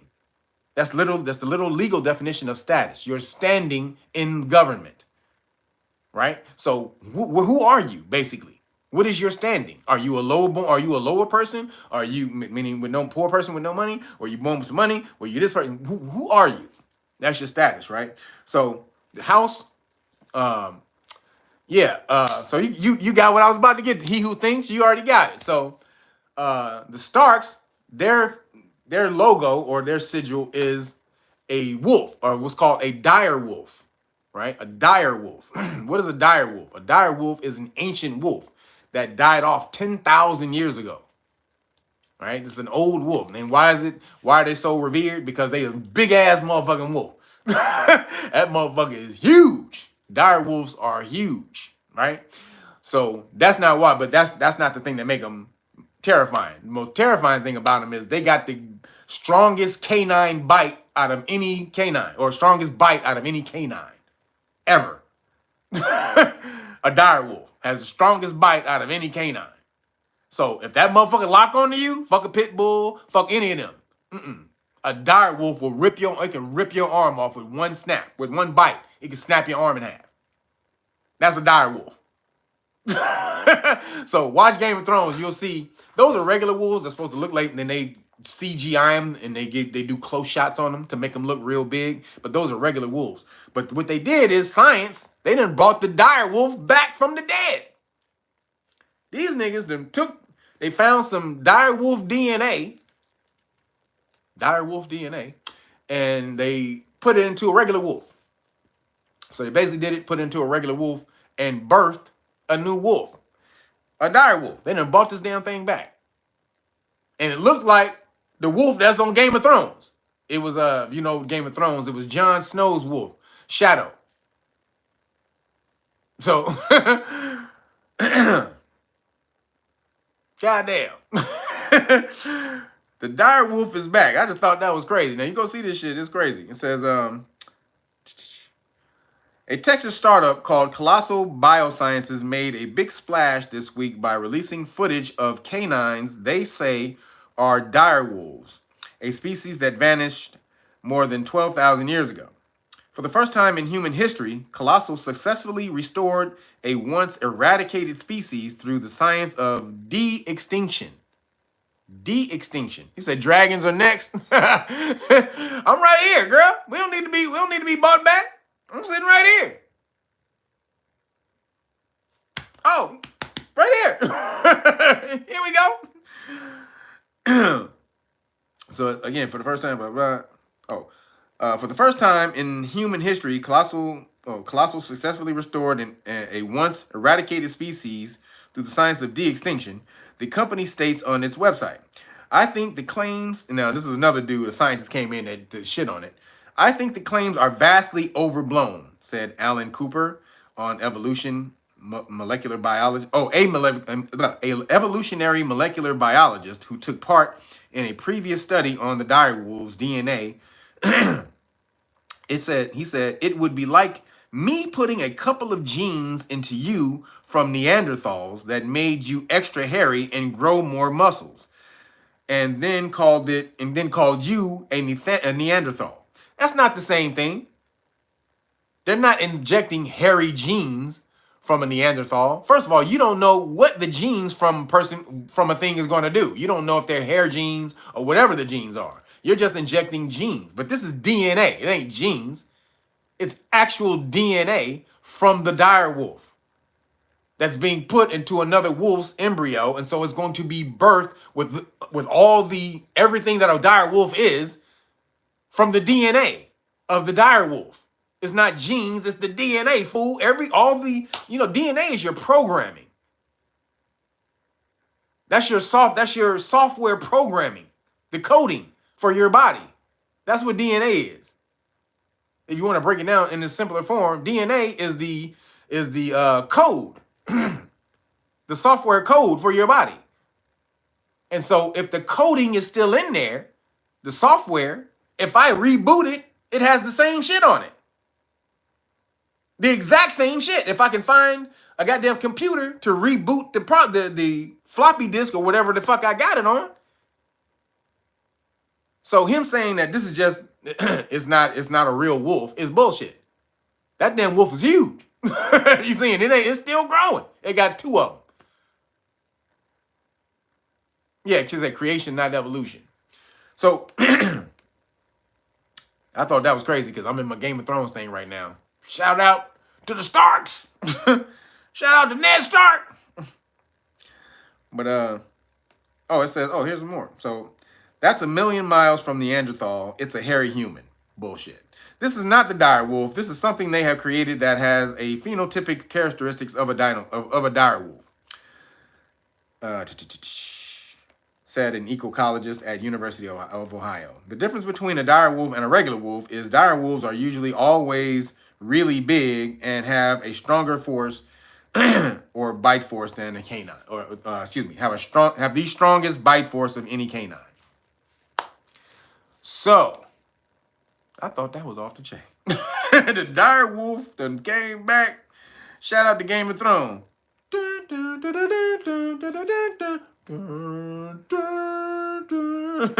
That shit is off the chain. So, thought that was crazy. You know, wasn't no nigga news today, y'all. I didn't see no nigga news. I didn't see no nigga news. But police stop law lessons. Have you seen some nigga news? Did y'all see some nigga news? I ain't seen no nigga news this week. But if you see something, let me know. But the police stop law lessons, the stand your ground versus duty to retreat. So the reason I'm bringing that up is because a lot of people are starting to bring back Trayvon Martin. Right? Trayvon Martin. And why Zimmerman was let go. Because remember, they keep bringing back, they keep talking about Karmelo Anthony, and he didn't have the right to defend himself, but Zimmerman did. Homeboy, what's his name? The dude who just killed the guy on the bus. I mean, on the train in New York. Neely, what's his name? Jordan, was it Neely? No. Jordan Neely was the guy who got killed. What was the guy who killed him, who choked him out? I forgot his name. Daniel something. Isn't it Daniel something? Penny. Thank you. Daniel Penny. He can get off. He wasn't even being threatened. The dudes who chased Ahmaud Arbery. So all these people, Ahmaud Arbery, what's his name? The dude on the bus, the dude on the train, Karmelo Anthony, and who was the person I just said? The dude on the train, Karmelo. Oh, and Zimmerman. So all these people, the difference is that they started this. See, they keep saying that, or the duty to retreat, that you have a duty to stand your ground if the force being used upon you is excessive. And they're saying that Zimmerman, Penny, the dudes who killed Ahmaud Arbery, because the dudes who killed Ahmaud Arbery, they didn't see him rob anything. They just saw him running. And they chased him down and tried to subdue him. And then when he fought back and they start losing, they shot him. See, this is what happens. They always chasing somebody down. And then when they get into a confrontation with the brother, they find out that the brother actually has hands. And then, oh, snap. I done fucked up now. Now you have to kill the brother because you done started it. And now it's gotten to the point where you can't handle it. Now you got to kill the person. Because they really about that life. And you're not. So stand your ground versus duty to retreat. So Zimmerman, they were talking about Zimmerman, and when he chased Trayvon Martin home, or not chased him, but when he followed him home, that the reason he was able to do that is because when he confronted Trayvon and they started scrapping, that Trayvon got the upper hand on him and started beating the crap out of him, which he should have. He wasn't doing nothing. You a stranger trying to chase him down in the middle of the night. He don't know if you're trying to rob him, kill him, or whatever. He should have beat the brakes off you. But they said because Zimmerman, he was getting beat so damn bad that he had the right to pull out his gun and equalize the force, right? Now, again, they keep talking about this. You need to use proportional force. Well, Trayvon Martin was only using his hands. So I thought, if you don't have a right to use a gun or a knife if somebody's only using their hands against you. Where's this proportional force shit now? See, it's bullshit when they talk about proportional force because it's subjective. Again, the proportional force is subjective.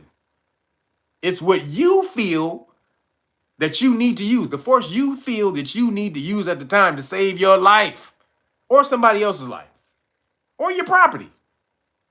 Because that's also written in the thing. You can if somebody's about to rob you and you feel that your life may be in danger or your property's in danger, you can you can smash on them. Now, I would say make sure you look in your state, you look up your state and see if your state is a stand your ground state or if it's a duty to retreat state. Because if it's a duty to retreat state and you could have retreated, like even if it's a fight, just a regular fist fight, and you could have left and you get into the fight, they'll charge you. If you're about to get into a fight and you could have walked away from the fight, this is in duty to retreat states, and you could have walked away from the fight, they will charge you. Now, it's going to depend on what type of judge you get. Some judges may just let you off or whatever and not trip. Some police officers may let you off, but they can absolutely charge you for that, for not walking away from a fight, for not being a bitch. Basically, that's what I call it. You can get your ass locked up in jail for not being a bitch and standing there and having hands and wanting to throw those hands. So I teach self-defense. So I'm always about never running, but I always also say depends on how a person touches you. You don't always have to violently go back at somebody if the way they hit you or touched you wasn't really bad. If it didn't hurt you that much, then you don't really have to go off on somebody. You can measure in a measured way, let somebody know, don't touch you again. You don't have to violently go back off on them. But if they smash on you, and let me say this, don't ever get into a confrontation and then see the confrontation coming and then let somebody hit you first. Don't ever do that. Don't ever let somebody get off on you first and you know the confrontation is coming. Right? Don't ever do that shit. I always preach against that shit. Don't ever do that shit. If you know the smoke is getting ready to go down and you getting ready to get popped, you don't have to, and this is also in the law, you don't have to wait for somebody to hit you. If you think it's about to go down and you getting ready to get hit and you feel your life is in danger or your safety is in danger, you can take off first. That is in the law. So don't wait. If somebody's in your body space and you feel that they getting ready to take off on you first, do not wait. You smash them first. You smash them first. So, duty to retreat versus stand your ground. I'm always a stand your ground dude. Now, that comes with nuances because, again, I don't necessarily believe in retreating, but I don't necessarily believe in always hitting somebody back violently depending on how they hit you. If they're a person that don't know how to fight and they barely hit you and something, like, again, you can evaluate this stuff at the time, but you should use discernment before you use force, if it's possible to use discernment. If it just happens and you just got to react instead of respond, remember, there's a difference between reacting and responding. Sometimes you don't have time to respond. Responding is, going back with thought, is coming back at something with thought. Reacting is no thought. It's just boom. It's just all emotion. Responding, though, is taking it in, evaluating, then using consciousness to plot your move before you make it move, right? So, stand your ground states, Cali, Texas, there's a few other ones. Florida's a stand your ground state. I think most of the Republican states are probably stand your ground states, but New York, y'all better jump on the gun. New York is full of shit. Georgia, I think Georgia's a stand your ground state. Mississippi, okay, Mississippi, stand your ground state. Don't be running like no bitches if you don't have to. Now, if it's a gun and you ain't got no gun, you better run your ass off. Don't stand there and get killed. Let me say that shit. Don't stand your ground and you ain't got no weapons. I ain't got no weapon. If you ain't got no weapon, you better get the fuck out. You understand? Don't stay there, and if somebody has guns or a weapon on you and you don't, then you bounce. You get the hell out. But if it don't, then you stand your ground. Don't be no bitch. Learn how to scrap. You learn how to use your hands. I'm all about the hands. MacGyver was one of my favorite characters back in the day. Top 5 was my top show for the longest time. Because why? MacGyver uses his mind to get out of situations. MacGyver's all about the mind. Let me evaluate everything I got going on right now and solve the problem.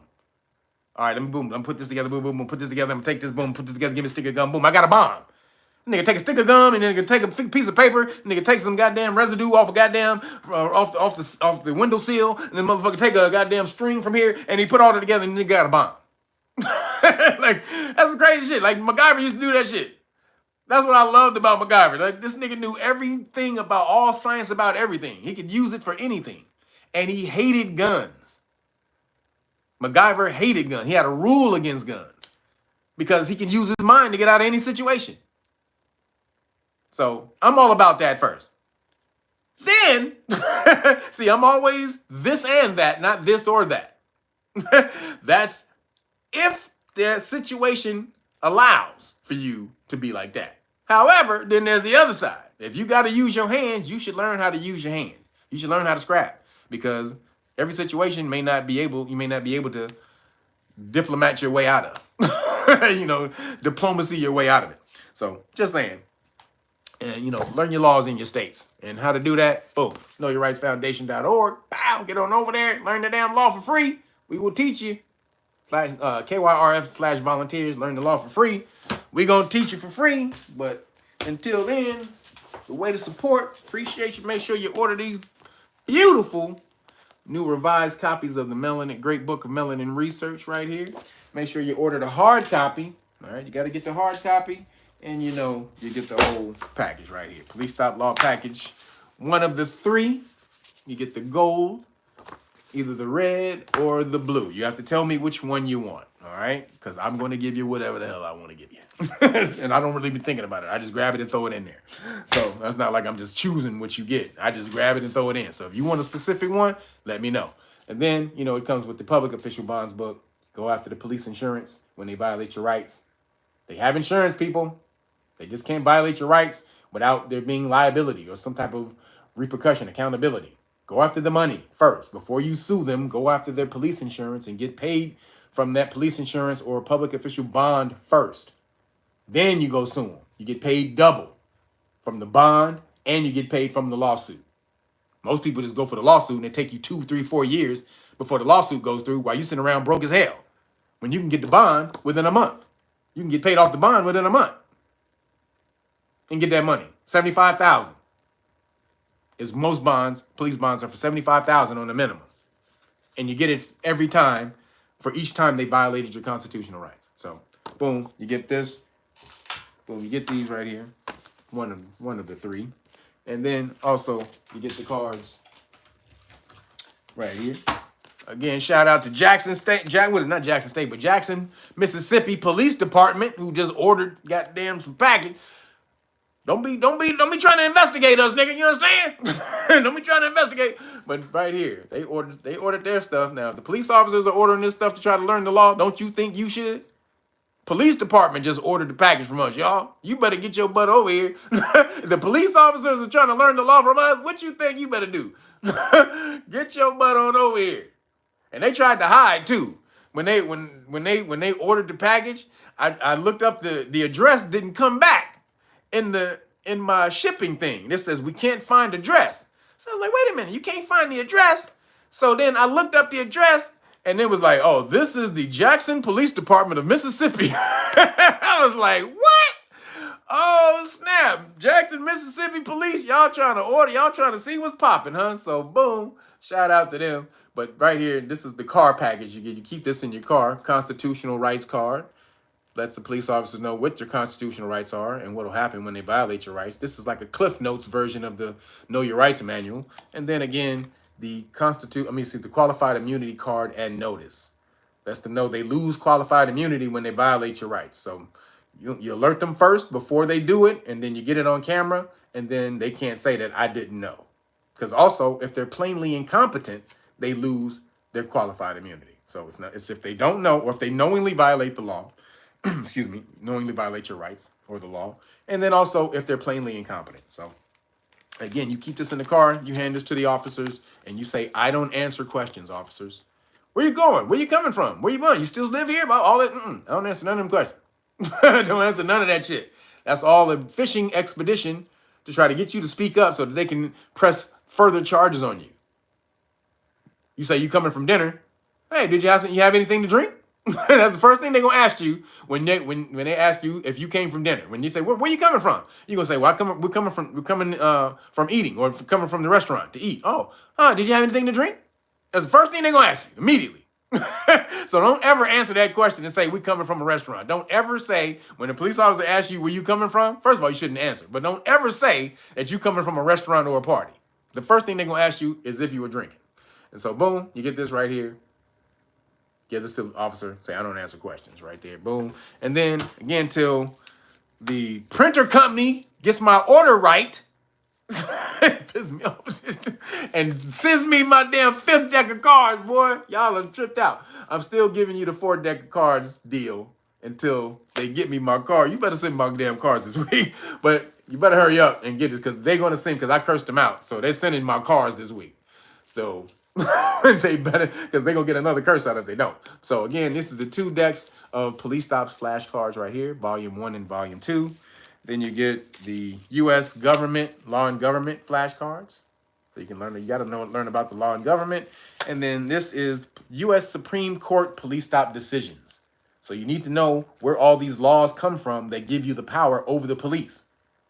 They come from Supreme Court cases. And so if you're able to pull out a Supreme Court case, when the police officer pulls you over, you smash on them. Like if they tell you to be quiet at a police stop, if you're talking shit to the police stop and they tell you, shut up, you can't say nothing, you can't say nothing. Whether they're investigating you or you're just watching and they tell you to be quiet, you pull out, buddy.